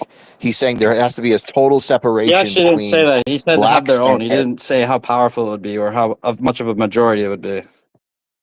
I'm saying no, that he then. did I'm Negroes. Peter saying that actually, then. The wait, Peter's actually hitting on a lot of the things, or some of my talking points. And there are registered black governments out there that people are talking about and has formed because we do believe in true delineation, building a nation within a nation. No different, See, Caesar. no But different brother, from All right, brother, well, the brother, heard Native brother. All right, so Americans. wait, Yo, wait, can I wait. talk? It's my time to talk, right? All right, so you have It's my time to 30 talk. seconds, Can Ghost, I because can I get my 30 seconds? Yeah, yeah, yeah. you got Just give me my 30. Yeah, go ahead. Yo, Go host. Go ahead I'm a and white land. guy. I could go to I don't want to give my location out, but I could Who go said you to white? a predominantly black neighborhood Wait, Ghost, right hold on for a now. second. You white? I am a white male. Oh, I Yes, thought I'm See, a you were white that's why I black. said Are you wait. from? straight Caucasian male. Were you born in? Did you grow up in the hood or something? You sound black. That's Something throwing like shade. that. Dana, he's from Something Jersey. like that. He's from our We neck of don't the we don't woods. we don't have to get into that. All I'm saying is I could go to a predominantly black neighborhood right now and I could have I don't know And You that's the fit right problem. in. the You whole fit right neighborhood in. vouch for me. That's the I problem. could have the whole neighborhood vouch for me, right? And when my point being that see this guy made me this guy on the train made me lose my train of thought. Like, can you Dang. just? All right, Ghost, listen, compose yourself, take a deep breath, compose yourself, and we'll speak on it after we get to the All right, other All right, hands, all who right? is next? all right. You're not going Peter, anywhere. You're get to good. all new We have speakers. Sherelle. Sherelle next. Hey, good evening, and I hope you're all doing well. Look, there's a lot of processing of the last information that has gone on. So, I want to get back to kind of what Dana was kind of talking about a little bit earlier, though. She was talking about how the community needs to, do some organizing around different issues that are going on within their communities. And I think what you can do, and because a lot of times it's about in certain cities and in certain states uh, versus other states that are very equipped with the infrastructure of like when something isn't going right as far as like legislation wise or just it just not being economically well invested in. It's because the right people haven't organized or haven't put in the right pieces of legislation for that to happen. And then there's just simply no investment because there hasn't been any real connections and people might not know how to do all of that. And so there has to be this form of education. So a little bit of actionable items to start. You kind of want to look at the nation as a whole and say, okay, we're going to be under one umbrella and we're going to have a representative per each state. And then we're going to have one for each city. And then they would be particularly in charge of hosting the organization.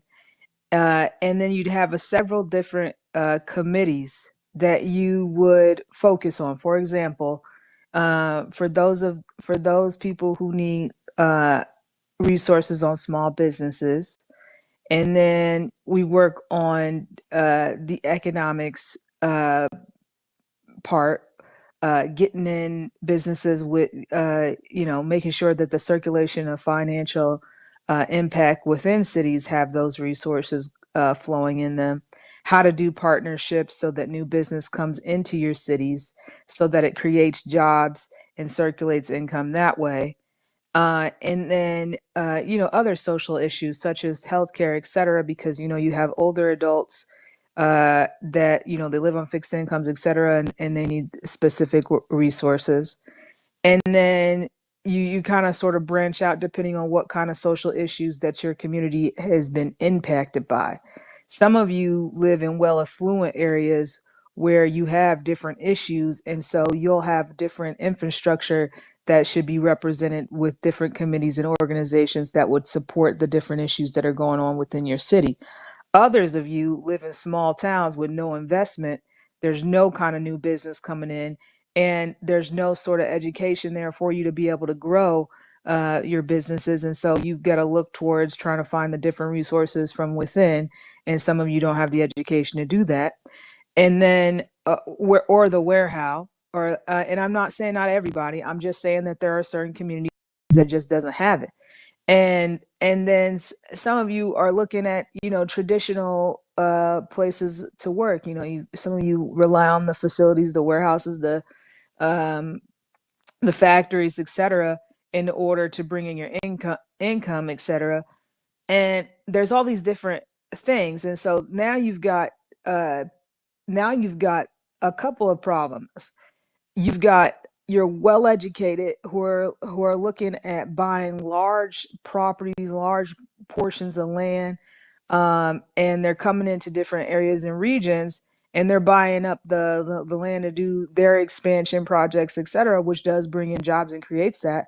But then you don't have the workforce to back it because there's just not the educational levels in those communities, and so they have to outsource. And so what we've got to do is get people on track as far as the levels of education so they can get those roles. And this is discussed in many different other areas too. And then you've got areas where it is affluent and you've got a circulation of income coming, but then your workforce, specifically within the Black community, may not meet the standards, or they've been gatekeeped out, or others have been picked over them.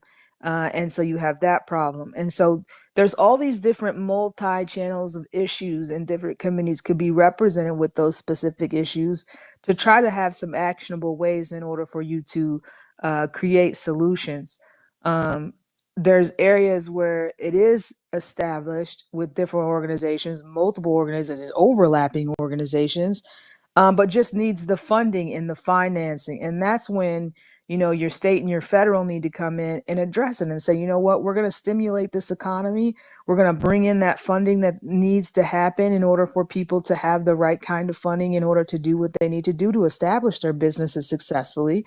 We're going to bring in that income and the social resources for those folks to expand in their companies, whether that be a Fortune 500 company, or your small business that's just starting out, or your startup, or your tech company, whatever it is. But whatever you're trying to do, we want to make sure that the industry that you're in, that you are well invested in so that you can move forward. Now, that hasn't been happening in certain areas and regions in the world. And I'm just focusing on just the United States for right now. So I understand there's international things going on, but I want to focus just on the cities and things like that. So hopefully you build coalitions and groups that focuses in on different things. So some can be on business, some can be on specifically small business, then some can be on the economics of different workforces, et cetera, making sure that you all get opportunities and that you're not displaced out of the workforce if that's the direction that you want to head.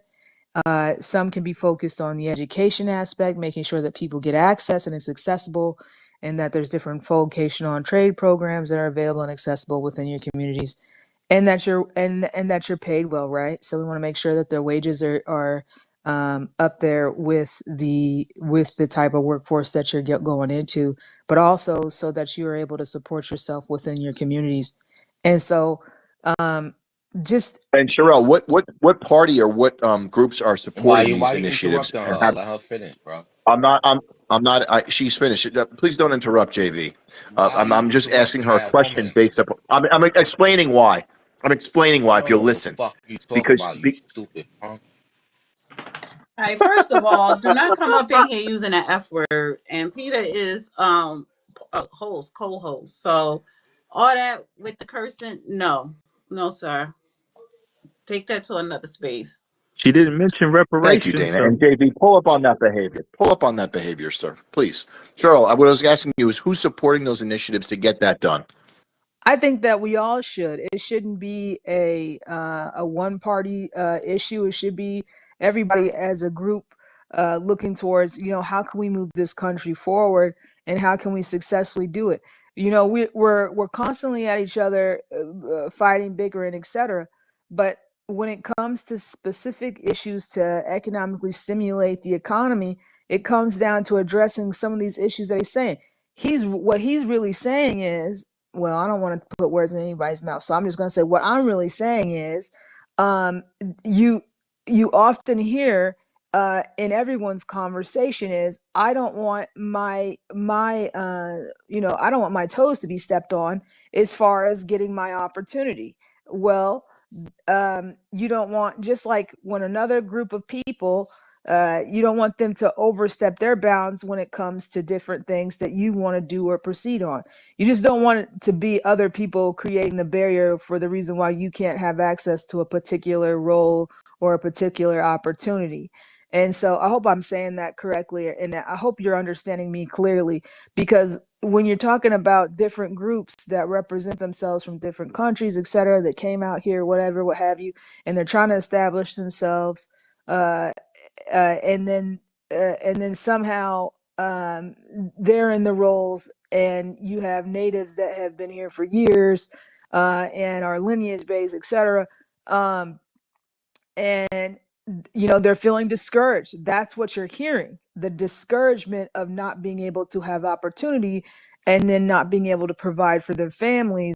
And then when they can't provide for their families, they're getting frustrated. I can go into certain areas in the city and see the disparities in the less representation of the African American versus other groups that have come here from other countries. I can see that in plain as day. So I know that it exists. Okay, so it's not that it doesn't.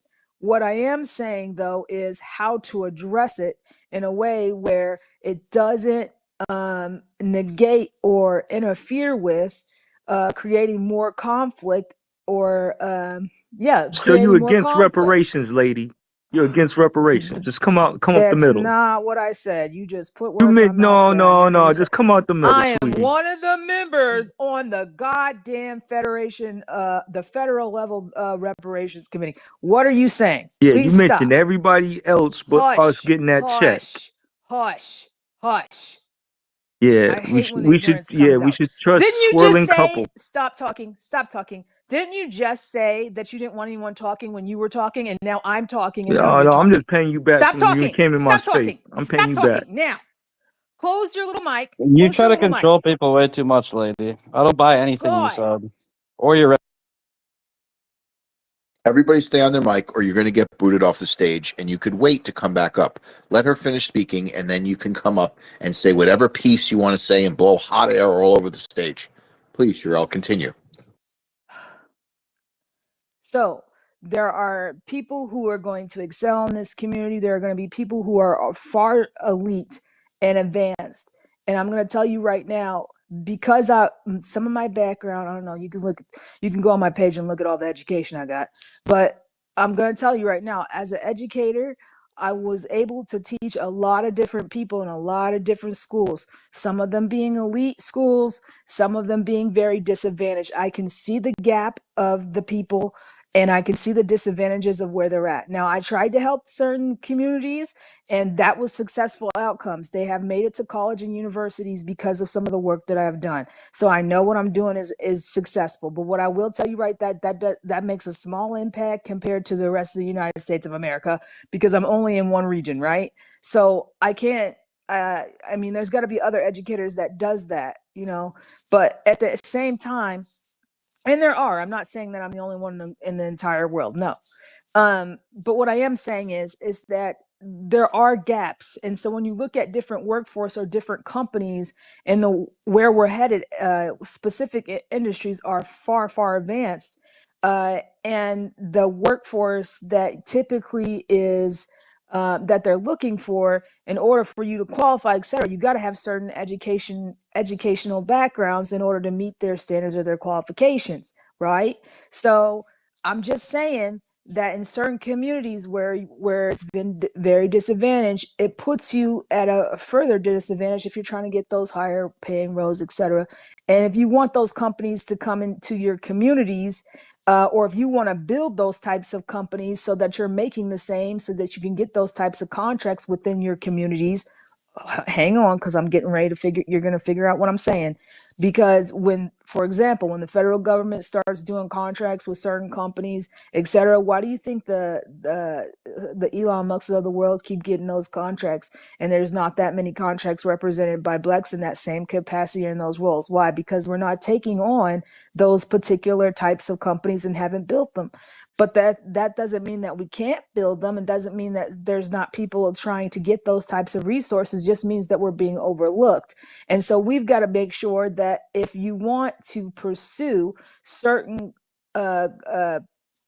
forms of income and contracts and opportunities that are out there, that we've got to make sure that we have the right education, et cetera, to establish those types of companies, to establish, and then also have the backing, right? The investment to be able to do that. You need capital. So, Sherelle, what are the top two fields He shouldn't that you mention could give right now reparations. that they should be going into? see, I'm coming out of like Silicon Valley and tech world, and see, I see all the disadvantages and the setbacks and all of that. I see it all day. And see, you could laugh all you want, but if you come and see what I see on a day-to-day basis, you'll see, like, man, sometimes I go into certain spaces and certain areas and I'll see about 1%, if that, of other people that look like me, and the rest of them are from everywhere else. And it's kind of sad, because it's like, man, I made it over here, but how many other people didn't make it? You see what I'm saying? So to me, that saddens me, it disheartens me, because it means that they're not getting access to these types of opportunities. They're not getting the education in order to qualify for the roles, or they're being overlooked for the roles. And then sometimes when they do get the roles, they're the lower bottom totem pole roles. They're not the higher up ones. So that to me is also disheartening, because that means that they're not getting access to those opportunities. I don't want to just see our people as just the security guards of these buildings, etc. I want you to be able to excel and have real opportunity. And people can laugh about that how they want, but that gets really real when you see it for yourself. And so I sat there and observed, and I've been observing a lot of different companies in a lot of different industries. And I want you to have the same opportunities, and I want everybody to have good opportunities and access to it. I want you to have the right education to be able to pursue whatever you want to pursue. And I want you to have the right capital if you decide you want to own a business or a company or what have you. Because when you were born inside the United States of America, there shouldn't be a barrier to your opportunity or your future. We should be putting it right there in the hands of so that you can be able to do what you need to do. Thanks. Sherelle, one quick Yeah, she follow up. I didn't mention appreciate that. reparations. You said a lot. Hold on, I Domingo Night. sit on So the Sherelle, reparations committee. What is it? Stop. he's just breaking your balls, so your chops. So when you would you say that this needs to be pushed from grade school, and there needs to be a reimagining of what type of education is being administered as far as STEM, and what type of curriculum needs to be instituted to get more graduates that are going to go into software engineering, cybersecurity, Oh my God, and yeah. the like? Yeah, so let's talk about that, Peter. So STEM is huge over here.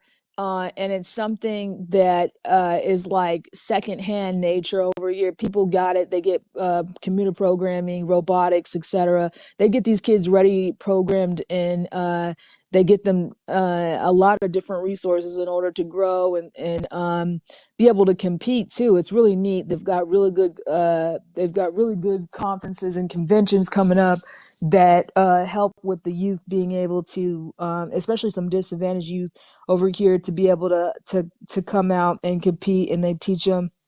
And I've done some of that work where I've been able to teach and program, help kids code and all that, so that they can really get in on some opportunities. But is that is that kind of STEM invested in all schools across the nation? No, they're not. It's not. And so that's what I want to see, is that STEM starts to grow a lot more, that kids are exposed to it a lot more often, and see science, technology, mathematics, just so people understand. Because sometimes you get people who haven't even know what that is. So okay, so then making sure that that's implemented into their school systems, like it's secondhand nature as far as the core class curriculum. And it's really cool, they do like different science projects, etc., and the kids enjoy it. So and it really gets them into it, and then that's when they start doing bigger projects. Like, I've gotten kids to start coding, and we built little mini vehicles, and then we raced them on the inside the classroom. So we built like a little finish line and everything like that, and they put the little pieces together, and the cars can light up and everything like that after they code it in their computers and stuff like that. So I've taught the kids to do really, really neat things. And I just want to see that other kids get that opportunity, because I know they don't. I mean, it's like a handful of kids that get these kinds of opportunities. And then the rest of the United States, if I even say this, it's like, I don't know what you're talking about. You see what I'm saying? So, and I could go into more detail, and I know you got more questions, but yeah, I want to see STEM being heavily invested in across the nation, for sure. Appreciate it, Sherelle. Please stick around so we can continue with this in the conversation. Let's go to Indy. Yeah, what's happening, Dana and Peter, man? Hey. Hope y'all doing well. I heard so many things and so many different speakers, just sitting here trying to be patient and listen to people talk for a long time. So I try to write some things down to address some things that I did hear.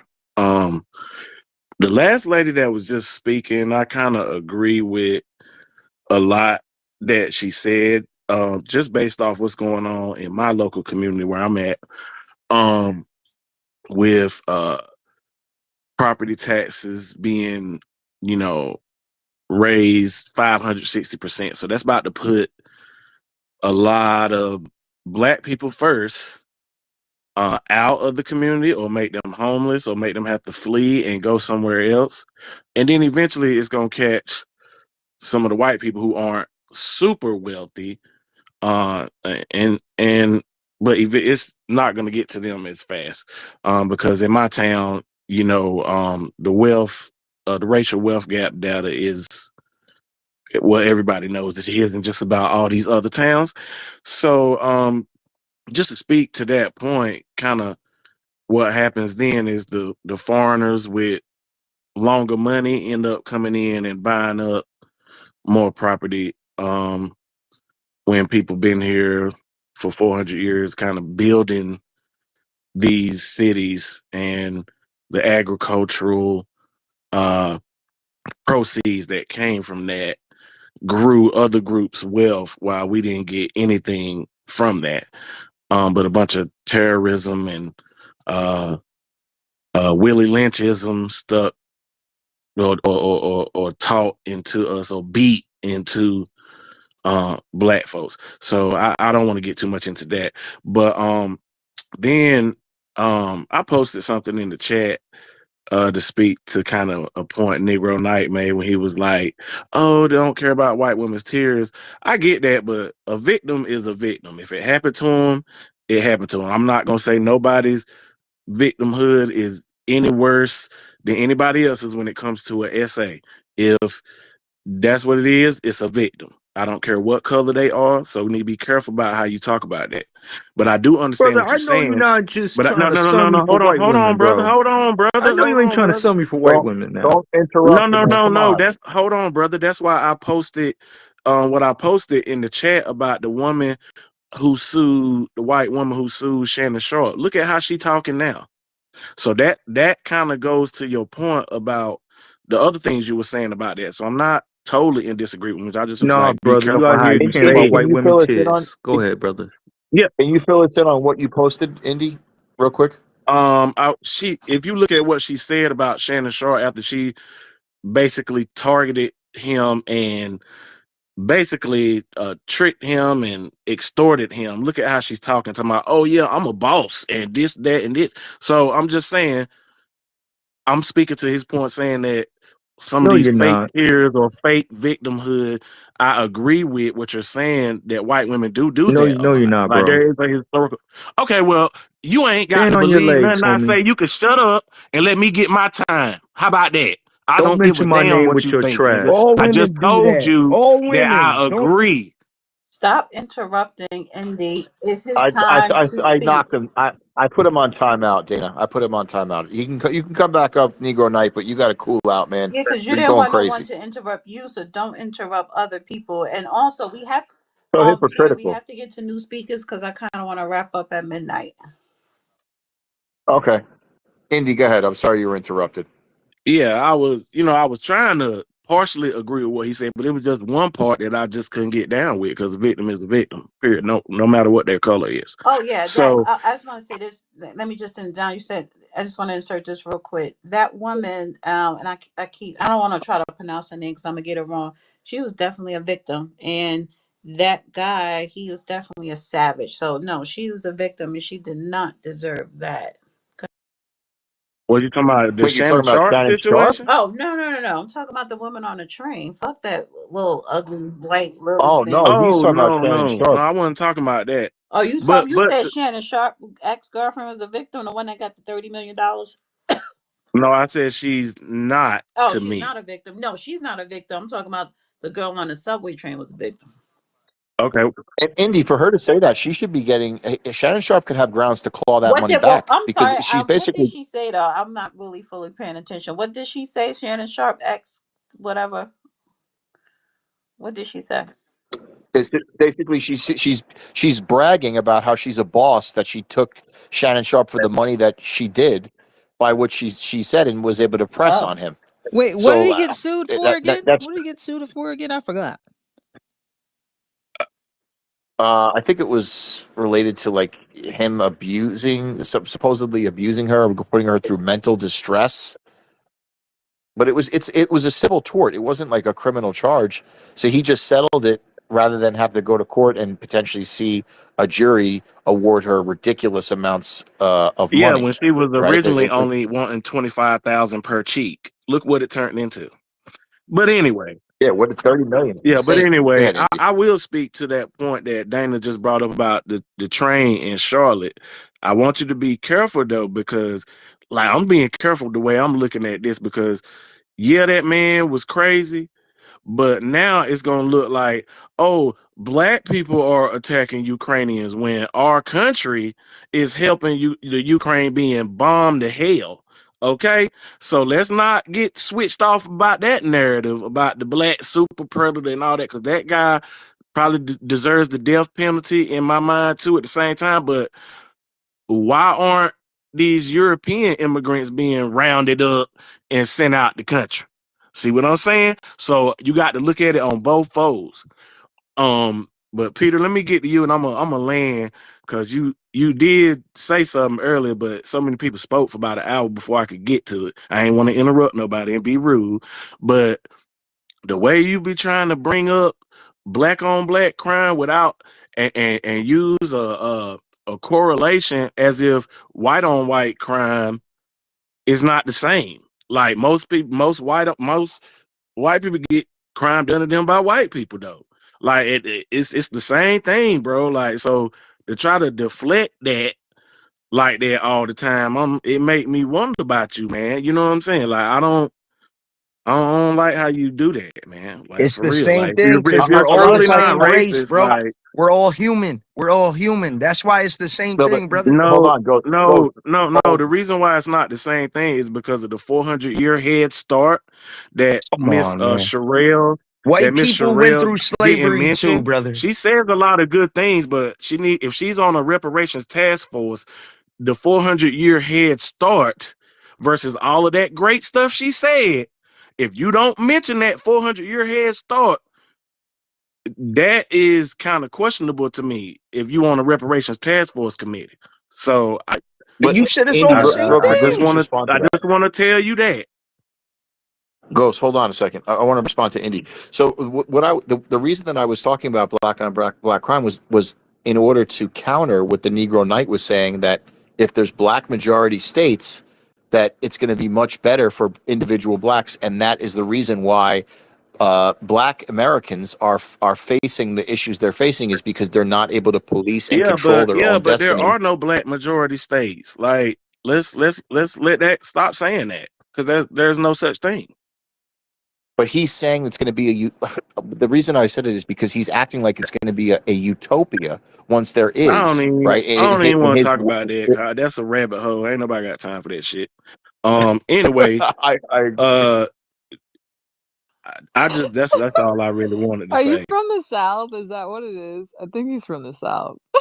And He then said that's I a put rabbit And something who in the was the hole. next chat speaker? Who about didn't go yet? Speaker of Was the it? House Mike Johnson. Look what I put about Mike Johnson in that Dana real quick, with all this occupying cities about crime. Look at the crime stats in his city and look at the hypocrisy and how they talk. Why don't you send the National Guard up into his damn city? But what is the population of Shreveport versus the population of a major city like New Orleans and the tourist destination that it is? I think it's like 400,000 are permanent residents of New Orleans, and during Mardi Gras, during that period of time and the whole partying that goes on for those months before Easter, you're seeing an influx of upwards of like 4 to 5 million people that visit the area. So an area that has a tremendous economic impact on the state needs to be cleaned up, and it needs to be the powerhouse that it should be. That's what I think this whole push is to do, not only to win in the midterms, but to make these American cities great like they're supposed to be. I mean, Wait a minute. When you say America is clean up, supposed to be the most hang on, powerful. hang on. Can we get clarification when we say clean up? Because is there a mismanagement of funds going over there? Because didn't they just have the Super Bowl? Didn't that bring in a lot of money? Like, are they not? Do they not have enough money to make sure that their city is appropriately running efficiently when they have tons of Are tourism you talking about all New year Orleans? long? I don't know. Wait, Well, hold no, on, guys. Sherelle. We got to get to another speaker because it's Caesar didn't speak. Teresa L. Hotep. We have three speakers that didn't speak, and then we can swing back if we have Okay, time to the people that want to speak again. So, Hey Dana, hey gotcha. Dana, I just want to address her point real quick. So, hey Sherelle, you Peter, make a great hey point. Peter, can I tell Go you ahead. this though about Go ahead. when you say something about that area? Make sure you talk about the impact of Katrina, Hurricane Katrina, and what they did with all that in there too. all right. So, who was next? Was it I Caesar or agree. El Hotep? Caesar, and then El Hotep, and then we'll No, swing then back it's around. I just want to Teresa. address the point. Trisha. Trisha. Yeah. Yep. Okay. I just want to address the point Sherelle made. The Can you reason we're address it seeing this after is it's by Caesar design. speak? Sure. Go Thank ahead, you. Caesar. Go ahead, Caesar. Appreciate it. I've kind of heard some mixed opinions. Not really sure where the whole room stands. I'll just give mine, I guess. I think it's at this day and age, it should be obvious that nobody's religion matters, their race, their gender, their age, their political standing. It's treat each person as an individual. Don't assume some group of people all act a certain way or deserve a certain treatment. It's about how they treat each other, how they treat the world around them. I am a white man personally. It shouldn't matter. It's the message, not the messenger. I love almost every race above my own because I would say white people have arguably been the worst fucking race out of all of them in the history. And here they are still trying to control and create division. Like that ghost Please speaker don't say said. that I F mean, word. I apologize for that. I'll try my best. Sorry. But yeah, I would say white people have been the worst race, and they're continuing to do that, continuing to try to suppress others. Black people forgave us despite all the things that's been written in history that we've done to them, and they've still fought through it. Like, watch the movie A Time to Kill. Watch Django. Why does the dentist understand things better than Elon Musk? Why do these agendas just get pushed all of a sudden and create chaos and drama and division? Like, think about what Ghost said in The Power of Unity. And like, who is anyone to say any group of people is worse than another?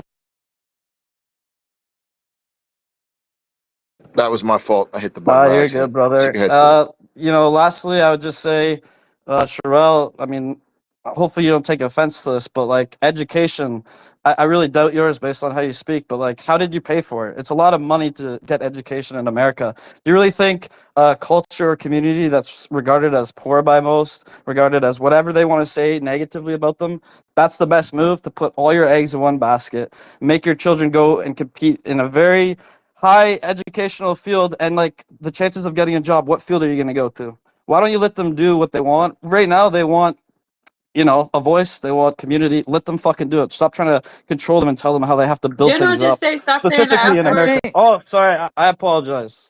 I'll stop there, but thank you.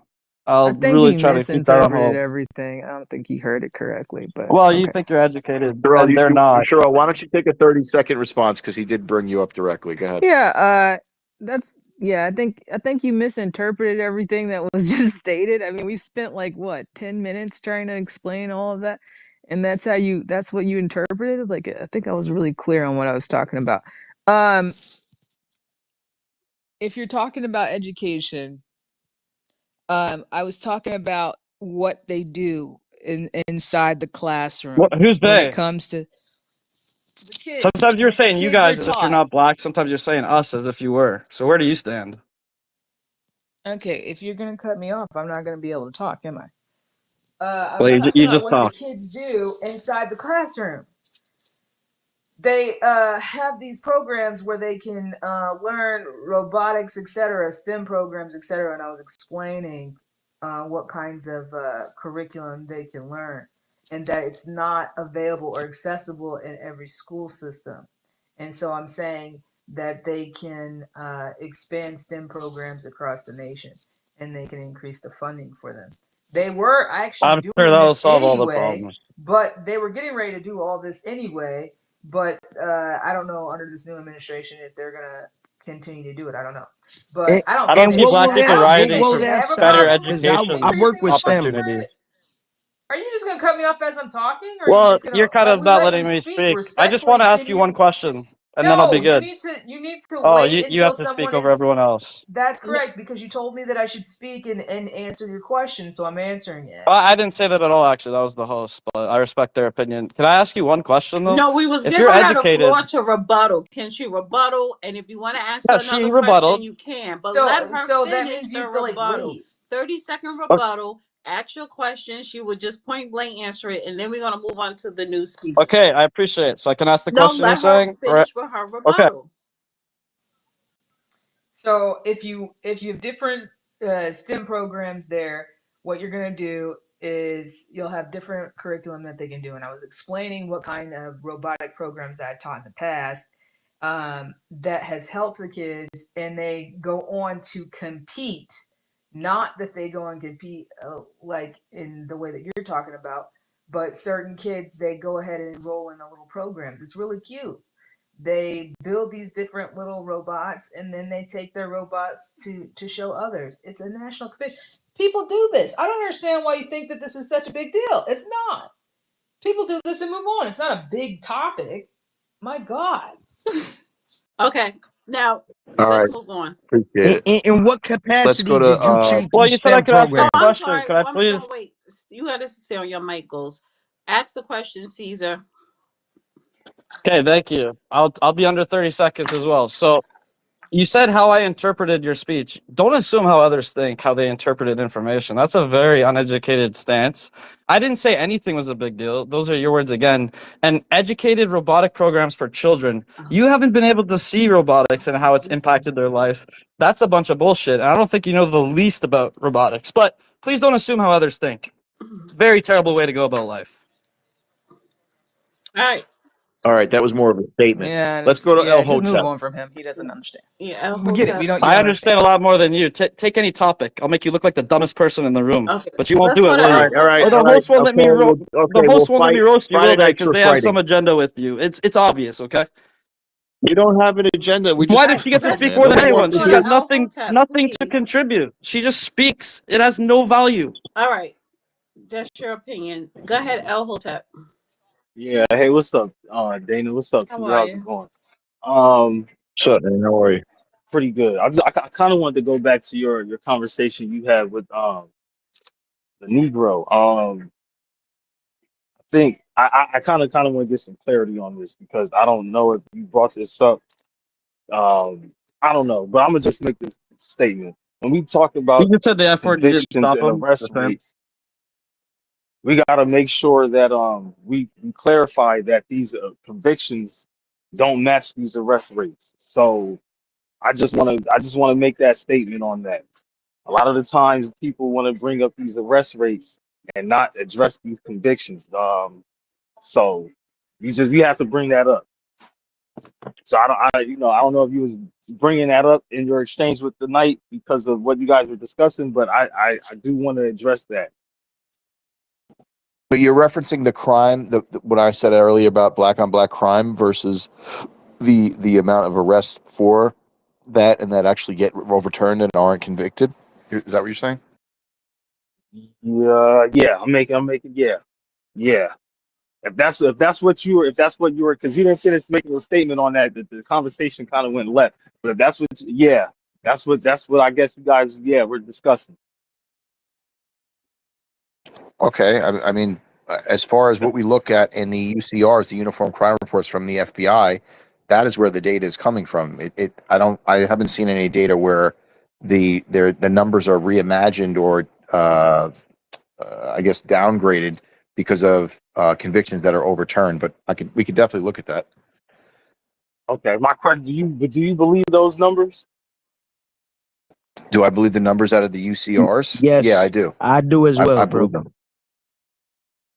Wait, who is that? Who Yeah, is That that? was nobody Ghost. asked Oh, you, Ghost. Just everybody who okay. ain't. It's not your turn I to mean, speak. Just stay I, muted. I mean, brother was asking a question. I No, answered it. he I'm was asking sorry. Peter the question, not Only certain you. people can cut people off, Ghost. Only certain people are limited to saying the F word. Pardon You me. know, Pardon No, very me. nobody controlling can woman say in the this F Nah, word. Pardon room. the But me. reason hold why, on, Peter, hold I Oh, on, you bring talk. that up, hold on, because it seems like we have a whole bunch of kids coming up in here towards the end now. Only person I can say the F word is me. Everybody else cannot. Well, That's that's number one. fair. I mean, that's an awesome way to I go don't about understand life. how you even Above talking the over the law. mute. How are Good you for talking over you. the mute, honey? Maybe that's a delay for you to be muted. Now, El Hotep was talking to Peter. There was a back and forth. Please do not interrupt. After El Hotep, then we go to Tricia. I hope I'm pronouncing it right. And please don't interrupt her. And then once she's finished, or once El Hotep is finished, if you would like to rebuttal, you can have 30 seconds to rebuttal. It's not that hard. Thank you. Yes. So just to land or to follow up with your question, I do believe them because if we're talking about black on black crime, we're talking about victims of violent crime when we're looking at those numbers, right? We're looking at murder rates, we're looking at attempted murder, violent assaults, rapes, and the like, right? Crimes against the person. So in those cases, you have an actual victim that's making a complaint to the police if they are still alive. If they're murdered, then the police are looking to clear those crimes, and they're clearing them by finding the perpetrator of them. And I think they're pretty on point, but I don't know if I'm willing to look at evidence to show that it's otherwise and that there are other perpetrators unnamed that are the real Can culprits. I comment on that since you I'm, mentioned my name real quick? Yeah, just but hold on. real quick, Peter, Let I'm not, Hotep talk, and then yeah, okay. real quick. I understand what you're saying, but I'm gonna say this: you gotta be very careful with those statistics, especially FBI statistics, because this is the same FBI last year who said white males was the number one greatest threat to this country. So I find it very interesting that we pick and choose what stats we want to go off of and stuff like that. So I mean, I understand what you're saying, but again, I'm gonna bring this point up. If you look at what happened in New York, where that individual had that smoke bomb, he was black, but he was not a black American. So again, to your point, when we look at these numbers and stuff like that, these numbers sometimes aren't really. You got to really do some very, very, very deep digging because, like what the Knight did bring up, he was a black male, of course, but he wasn't a black American. So, in the eyes of everyone else, we would assume that this was a black male, and he would be categorized as a black male.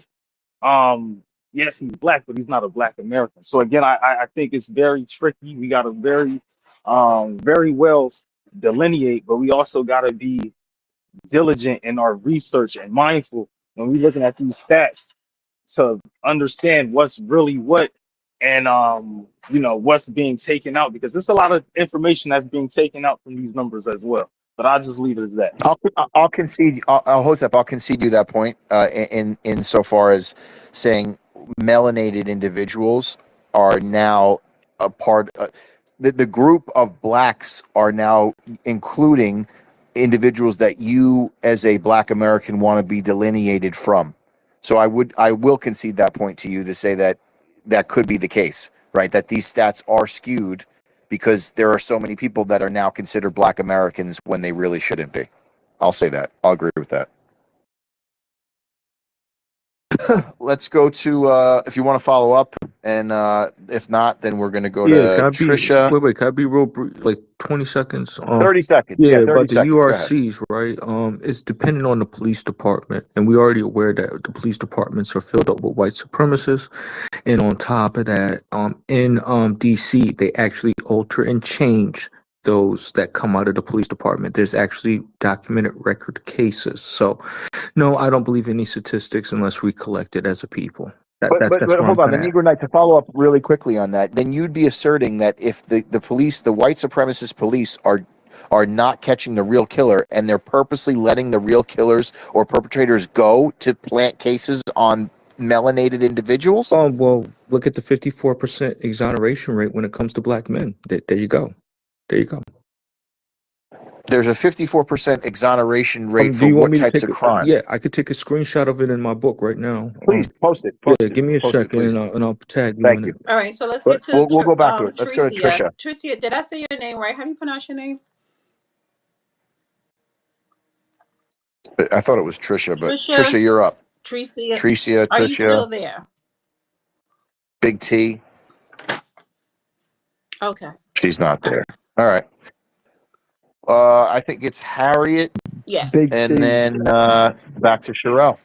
Okay, so yeah, since the Negro didn't want me to tag with him, I just wanted to say what I was attempting You're to gonna say. let her say Negro like that? Fuck you. That was disrespectful as fuck the way. All right. Can you please Oh, drop that's Caesar? that's his name. That's it. Because What are you? he's really retarded. Oh And I my know he's God, it doing was it on crazy. purpose. So, and please don't bring him back up because he's All right. retarded, and I don't have time for retards tonight. I really don't.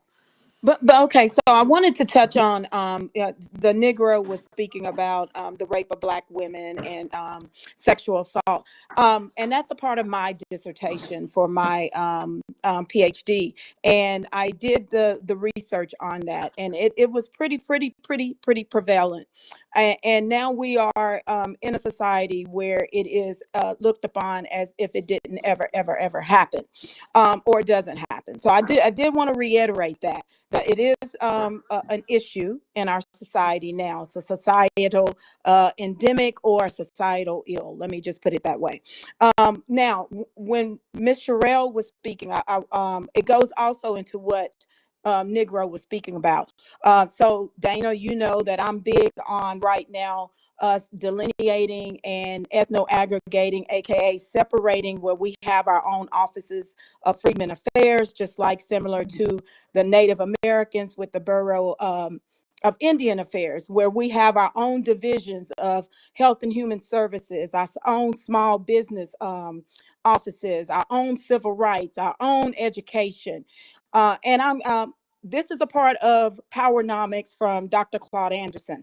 I believe in this because we continuously are going in these certain patterns, whereas the social engineering is coming through the Black American, and then we're out here fighting, and we're saying, "Hey, we need these things, and we're gonna fight for it," and then we get it, and everybody else again benefits.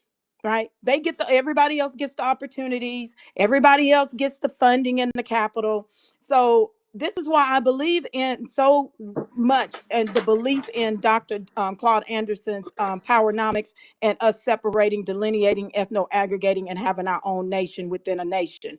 Now, with that, it's not just one state; it's multiple states, because there's over 40 million of us in different areas, and we shouldn't have to always pack up and move, or be have to get back into a new area, which is again a pattern that has been happening to us as the natives of the land, right? Besides, well, the Native Americans have the reservations. We're not saying reservations. We're saying cities and towns, whereas majority of us, we're electing our own people.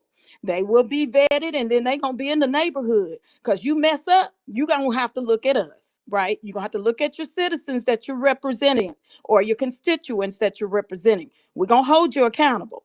But we have freedmen towns throughout this country that we can continue to build upon, and have our own hospitals, all of that, because again, we are continuously going through cycles and patterns where we as the Americans are being displaced.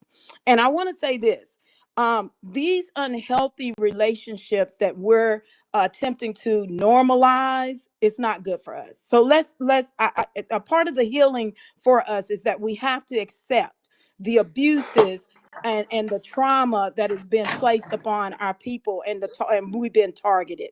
Now, the other thing is, I know Miss Sherelle talked about Victim mentality. Victim mentality. no, sir. My ancestors were raped, and they didn't receive anything, right? You have VOCA, you have victims of crimes right now, a federal office for individuals that go through rape. They can go and file claims and be supported.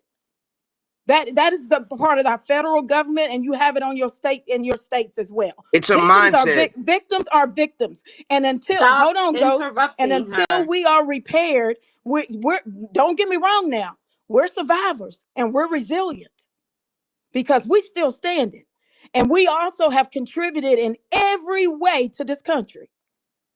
So this belief that we should just get over everything, but everybody else can come here and whine and cry, and you got illegal immigrants right now up here whining and crying, talking about they deserve some shit from America, and they ain't put nothing in this country the way we have. So we're not But going to you're accept not the that. only ones that contributed to this country. You think Oh, you're the no, only no, ones no. that Hold built on, this country? hold Come on, on. Ghost. Hold on, Ghost. We are the only ones that made sure that this country had some generational wealth to build it out. And then we built it on top of that and have fought in every war. So yeah, hey, I'm the native of the country. I'm Aboriginal. I'm from the lineage Aboriginal to this country. Built, my ancestors built the White House, built the Capitol, and many of those strong, beautiful buildings you see in Washington, D.C. today.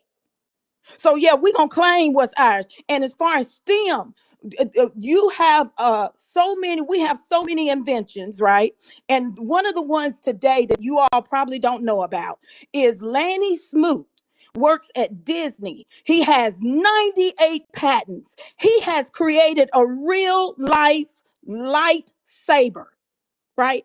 That's real STEM. That's the type of brains and intellect we have in our community that we do not get recognized for, as well as your PC computer, your VoIP, your caller ID, helping the American government to get to the moon, if you believe they got to the moon, because you had the mathematics of, if y'all have watched the movie, right? About the ladies that helped the He government works get to the at moon. Disney. Who owns Disney? But sir, he has 98 patents.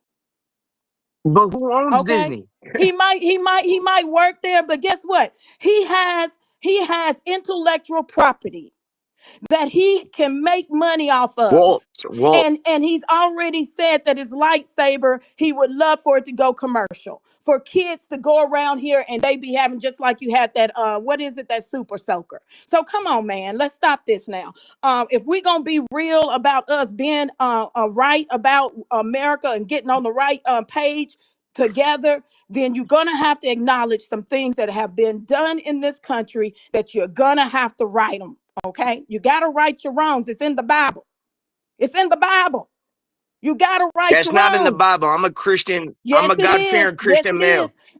That's not Okay. in the Well, Bible. guess That is what, not in the Ghost? Bible. Guess what? Guess what, Ghost? There's a Bible. There's a Bible verse I put in the purple pill. It's Deuteronomy chapter 28, verses 43 to That shit. 53. And you know what it says? It says foreigners will come to your land and they will have money to lend you, and you will have none to lend them. Okay, so go read that. Go read that Bible verse, Ghost, because my people are not supposed to be sitting here and just going along to get along with this social engineering. That's what That's the not what problem it's is how it's with your supposed to be social going down. engineering. You wanna create this division, and that's exactly what the elites want. We Ghost, the ain't division fighting has against each already other. been there. We fighting No, against no, the no, no, no, no, no, elites. no. The division has been here for hundreds of years. Hundreds of years. Hundreds of years. And when are you going to right the wrongs? When are we going to get on the right track? This is the time to get on the right track, but we got to do some things. As far as my people have contributed to this country, have equity in this country, and we have no capital. None. How does that work? How do you work hard, put out something, and then you get nothing? That's not mathematically logical, It's called is it? stupid. Okay. Well, I'm just saying. And then the other thing I'm gonna leave with this, and I'm gonna get off the mic. We got a lot of sociopaths, psychopaths, narcissists running our country. We got to get them out of office. We don't get them out of office, this country continues to fail, and it's falling. It's continuously regressing. So, Dana, when you were speaking about America seems dumb, the people of America is like dumbed down. Yes. Yes. People did not even get out and do anything when they saw all of them illegals getting money and this country, and they claim we Americans and we can be together, and that was the time for us to join together and get that administration out of office. But everybody sat on their hands, and black folks are tired of fighting. We tired. We've been doing this. You It's haven't time fought. for y'all to Let me step ask you up. a I question. land. May I ask you a question? What fights have we done for ourselves? Didn't civil rights, wasn't that part That of a wasn't a fight for fight. It's ourselves? not a fight when you're down Can on I your ask knees another praying. question? What fight were Hold you on a in? second. Hold on a What second. fight were you in? It's hold on. Stop. It's not fighting when you're down on your knees praying that somebody's whipping you across your head until somebody else feels guilty about it. That's called getting your ass whooped. That's not a fight. Okay, okay, Well, that's a Judge, matter but of opinion, and that's your opinion, Well, yeah, Judge. it That is. ain't the It's opinion because for a I'm a whole lot of man people. So, and I don't however, let. I've however never you let wait, anybody fighting, whip me fighting like is that. not a lot of times. Fighting is not about using your fists. So the fact is That's that not it took, fighting. That's it called took. that's You called may think, that's you may called think that That's wasn't called fighting. that's combat. That's called called combat. politics. That you're Yes, that describing that is was called politics. But you politics. also had the Deacons of Defense. You had the Black Panther Party. Yes, What do I you know mean about we them. I ain't We're in know fighting? about 2025, not I 1960, Okay, then. sweetheart. Okay, Ghost, okay. I need for you to shut the fuck up. And that's the first and only time I even want to say the F word tonight. You keep hopping off your mic and you're not a host on any type of level. Shut up.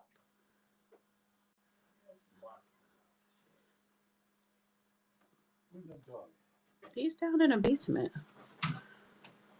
I timed him out. He's taking a break. I have to be philosophically consistent. I did it to the Negro Knight. I have to Yeah, do it thank you. Because to this the shit white is man. annoying. Absolutely. And he's not even black. And you trying to sound black and you want to be amongst black people. What would you call that would be a wigger. Anyway. Hi, Judge. Okay, I'm off the mic. I had to say hi to the Judge, you're back. judge. So you guys left off with the distinction between Judge saying that's not fighting, that's getting your ass kicked, and Sway Me, you were saying that no, that there's different manners of fighting. Well, Is that well, yeah, correct? we had others that was really wanting to fight and had the guns and everything else. But I mean, hey, they followed along and did as they were asked to do. And then one of them ended up having to go to Cuba. because he was going to make sure he fought, and he wrote a book about it. So deacons of defense, who I'm talking about, Judge Joe Brown. Plus you have the Black Panthers. Oh, and then we fought wars, Judge. We don't fought wars for the country. That don't mean nothing. Did we lose him? Judge, are you there? Can you? Well, his We phone can't was hear you. was acting up, so I don't know. It could be. Well, we do have a new speaker, HBK. I want to get HBK some mic time. Go ahead. Nah, that was just it. I came in right when my sister was talking to how adamant that white man was at dismissing everything as if he don't have an understanding. And sometimes I believe that it is a lack of understanding.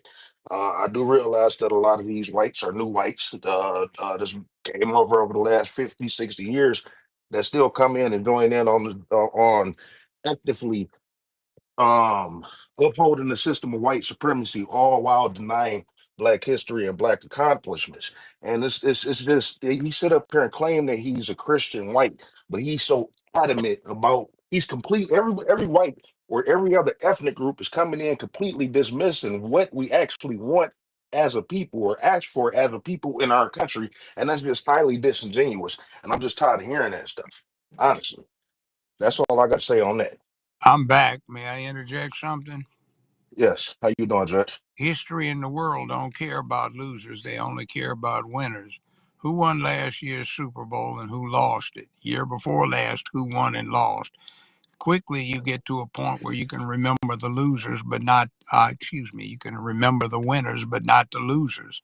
The problem is if you want your version of history to be incorporated in the historical record as the real deal, then you have to win, or at least cause consequences during the course of your losing.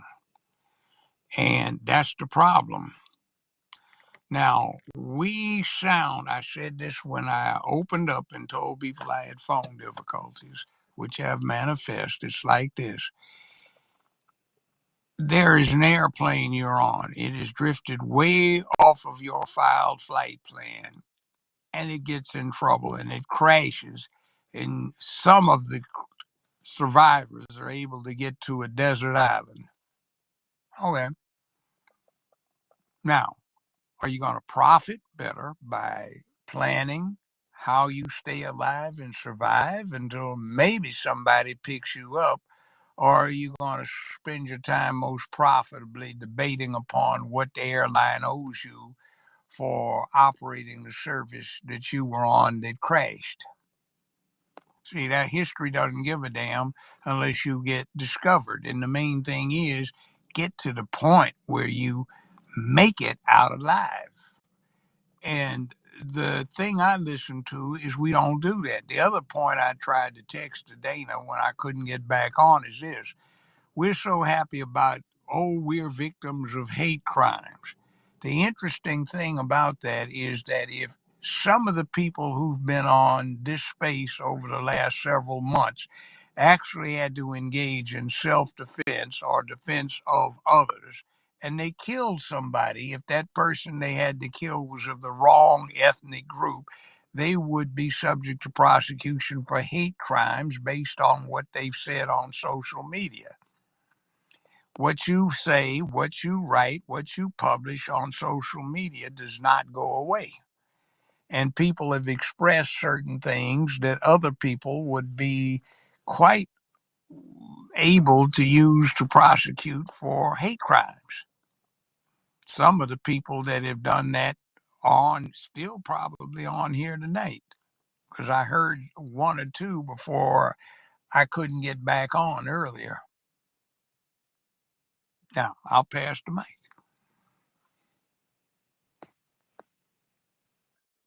Great point, Judge. We always tell them on here, watch what you say because it is forever. And we saw that a lot with the Carmelo case in the summer when we had those spaces, Yes, it got really crazy, crazy. yes, we did. Let's go to Indy and then Hotep and then Sherelle. Yeah, I just wanted to say that a point that Sherelle was making about building these coalitions like where you live and get those things done that we feel like need to be done that aren't being done. But when you run into discrimination and then you look to the federal government and the civil rights division where you sue for discrimination has been shut down by the president, you got to talk about that. You can't sit up here and act like that's not a factor. And then Judge Joe Brown, I would ask you, what about the handicap that was caused by when you did fight? They would either lynch you, kill you, then all your other people got to watch that happen to you for fighting. Like you say, we don't fight, we didn't fight or win. Now think about all the martyrs that we lost that they just killed or lynched. Then everybody, all of us had to watch that and instill fear in us. Like, if we fight, this was gonna happen to us because they got a militarized force against you that you don't have. So that's very disingenuous to not speak on that, sir. And I really think that's cool. Okay, the answer to that is plain and simple. It's been repeated throughout history. It's called the difference between cowardice and bravery. We honor brave people who will say, give me liberty or give me death. I regret that I have but one life to give for my country. You can be a Spartan or a Roman.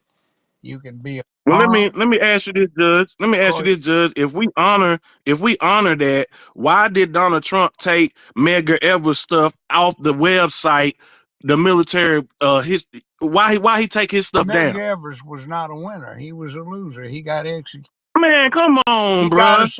Come Yeah, on, bruh. where you going with that, Judge? Wow. Judge, What? you are cold, He's a man. coon, man. He's You a a coon Muslim, How ass is man. I judge, just yo. Medgar you are I'm Evers cold. a cold-blooded about loser? it. Judge I'm Yeah, is a I cold-blooded bet fucking you about it. is. coon, I'm yo. ruthless I'm I about about bet it. you sick of is. him. I'm gonna And call why? him what he is. Everybody, stop for a second. I want the judge to elaborate. Why do you think Medgar Evers was a loser?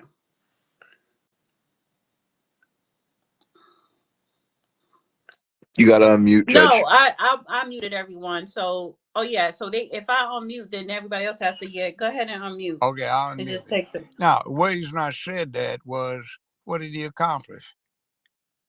It's what you call a battlefield casualty. You're not a hero if you get blown up on the latrine taking a shit.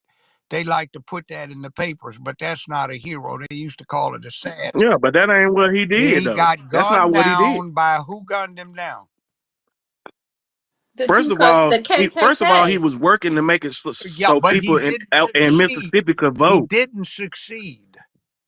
Yes, he did. The people was able to He vote did. after That is not why with they what he voted. was doing. What are you talking I about? went through 60. He brought attention to the Excuse fact me. that That's people not why were they. being blocked of their voting That's rights. not. What you talking You're about, not sir? listening. Wait, I let don't him. need to listen to a Excuse coon. me. Let I him No, don't. you're a speak, and fool. then you can Fool, shut respond. up and listen, and you'll learn something if you I want to won't make a listen to difference. no damn Let coon. I'm him tired of speak, You're that an shit. and then asshole. you Now, can you want me to get respond. on you? Is your mama that way or just you? No, my mama got a PhD, Well, then, motherfucker. goddamn it, How what about that? happened to All right, listen, Indy, let him speak, and then you can speak. After you can rebuttal. It can't. People cannot talk over each other. And please stop with the cursing. Go ahead, Judge. You got to unmute. quit interrupting like you're a girl in a beauty salon? Now, the real deal is this, having been through it, is that having gone through 60,000 pages of the congressional record 50 plus years ago for a DC think tank, there were exactly 4.5 pages that were devoted out of that 60,000 to civil rights. They didn't even mention Medgar Evers. You know what they mentioned for the Voting Rights Act? They talked about all of the black folk that felt disenfranchised, that decided they weren't going to put up with it. And they started burning down American cities from 1964 to about 1967 or 68 for one pretext or another. They wanted to stop that. When they assassinated Martin Luther King, and I was the last judge on that matter, the FBI didn't send out one memoranda to one agent about civil rights and King. The discussion in the internal memoranda on whether to kill him or not was A, whether he'd be more dangerous as somebody that would galvanize the anti-war movement or B, revitalize labor. They did not give a damn about civil rights because all that was people being down on their knees, getting their asses whooped and making some other folk feel guilty. They were very concerned about people taking action. The ordinary folk that gets, idolized now when we act crazy, but who did not act crazy back in the mid 60s. Those brothers out on the street, those brothers that were working hard, those brothers that said, hell no, I've had enough. I'm not part of the boule crowd. I'm not some preacher's son or daughter. I'm not somebody that is anxious to see whether or not there is or is not a Jesus. I'm somebody that's pissed off. That's what they were concerned about. Now, disillusion yourself about this propaganda that they have spread is so much bullshit over the last 55 years to get people to be passive. Being passive doesn't work worth a damn for anybody. Now, that's a reality of life. You can go find any point in recorded history for the last 4,000 some years and find something where that worked. You won't find it. Do you think it's possible to restore that man that they went after? That last option that you put down, do you believe that's possible for the so-called 13% to reclaim Yes. that spirit? Why do you think I'm telling you the truth of the matter and what kind of mindset you have to redevelop it? Because if you think as a victim and what somebody owes you and concentrates on how wrong you got done, other than something to aggravate the hell out of you and motivate you to do what you have to do independently, you get nowhere. You never have in history. And I keep hearing folk whine, whine, whine, which is a new development to me. So why did the government think they owe all these other groups and pay them? Because there were kamikazes and bonsai charges in the Pacific. What that Because got to do with us? And what happened to us? a lot of Americans died and there were Japanese over here.